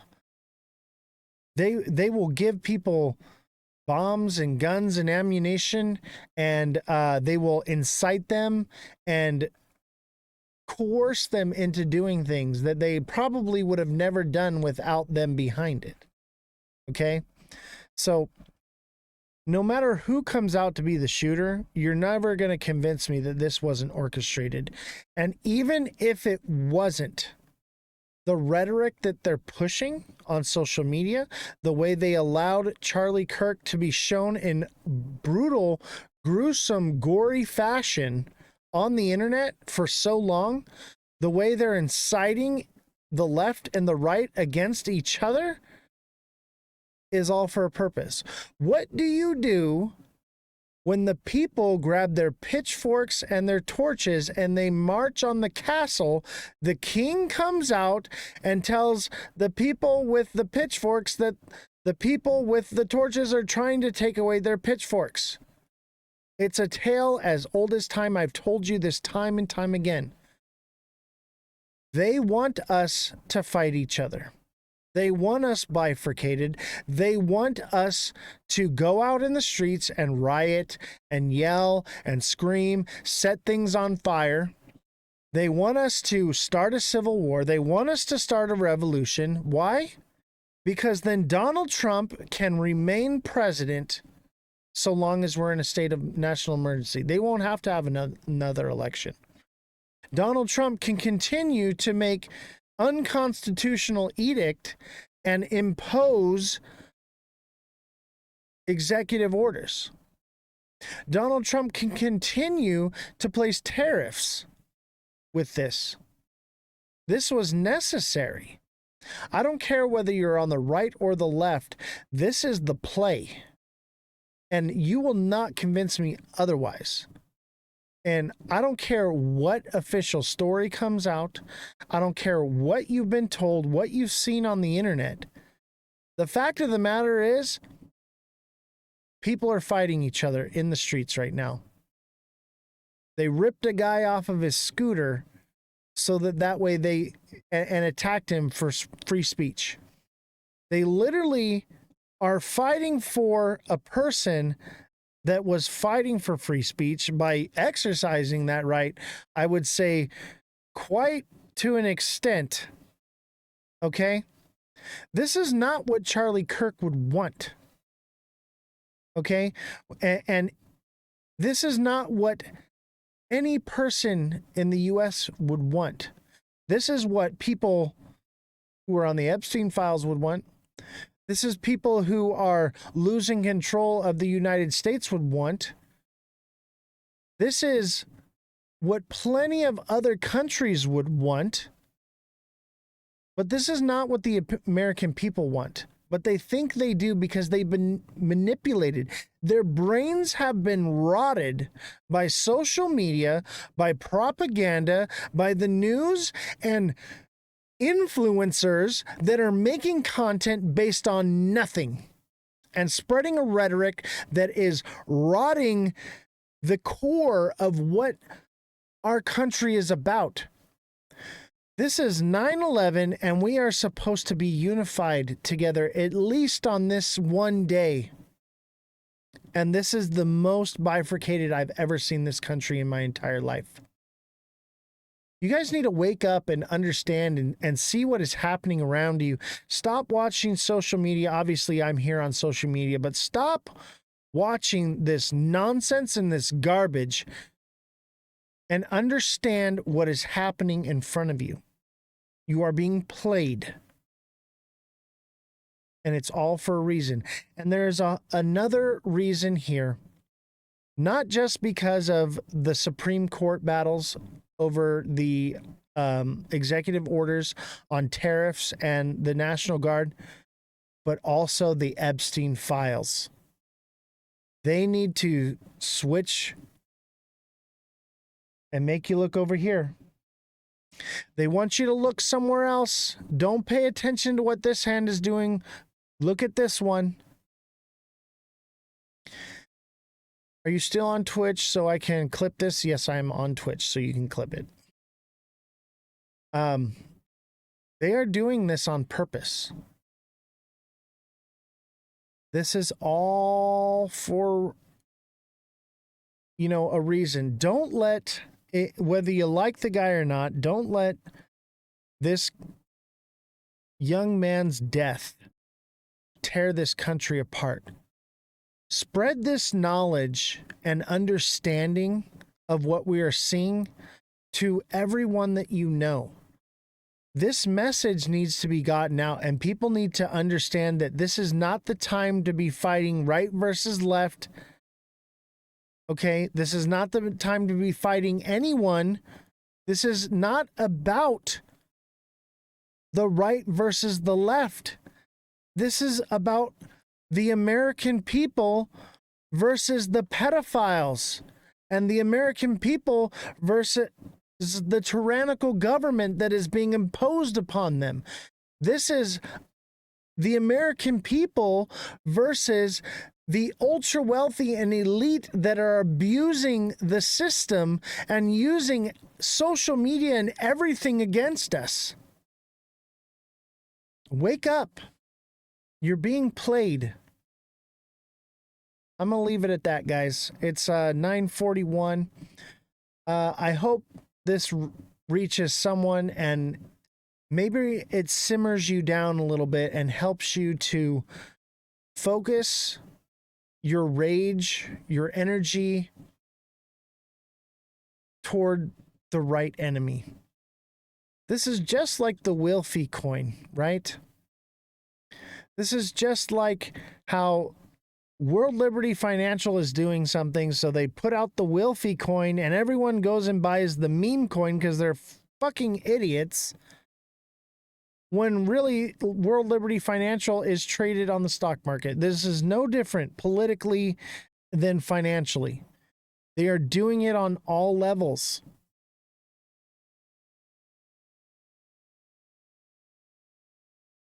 So try to educate people. Try to reach out to people. Make a video. Clip this video, post it, and share it. TikTok Seller will be clipping these videos and we will be posting them. When you see this content, like it, share it, comment on it, spam the comments, add it to your favorites, share it out, do every possible engagement that you can, because this is where you fight on the front lines of freedom, guys. And not just with these, and obviously this helps me by you engaging on my content, but every single one of my videos. The more you guys go into the search bar on TikTok and search Oz the Crypto Goat, don't just look for me in my messages, go into the search bar and search Oz the Crypto Goat. Pull up my videos, engage with them. The more engagement you give my channel, the more this will get pushed out there. And if we can get it to go viral, we can actually make a change. Okay? We can actually maybe stop some violence. We can save someone's life with this, what we're doing here. We could save lives. Because I'm telling you right now, we are marching head first off a cliff right now. And all I'm trying to do is jump in front of everybody before they head off the cliff and say, hey, take your blindfolds off. There's a cliff right here, guys. Wake up. We need to inform as many people with this. I need your help. And I only have 5 of you listening right now. I need every one of you, all 5 of you, to engage in this content. Clip this portion and add it to every video.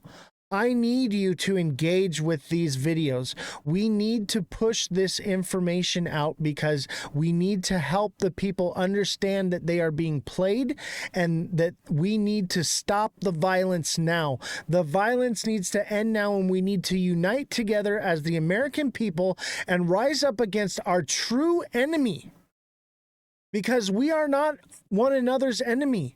We have more in common than you think. We don't have to agree on everything, okay? But we don't have to fight each other on everything either. We need to come together and stop this in its tracks before it gets any worse, because if we do not stop this now, I guarantee you there will be bloodshed. Thank you all. Have a good night.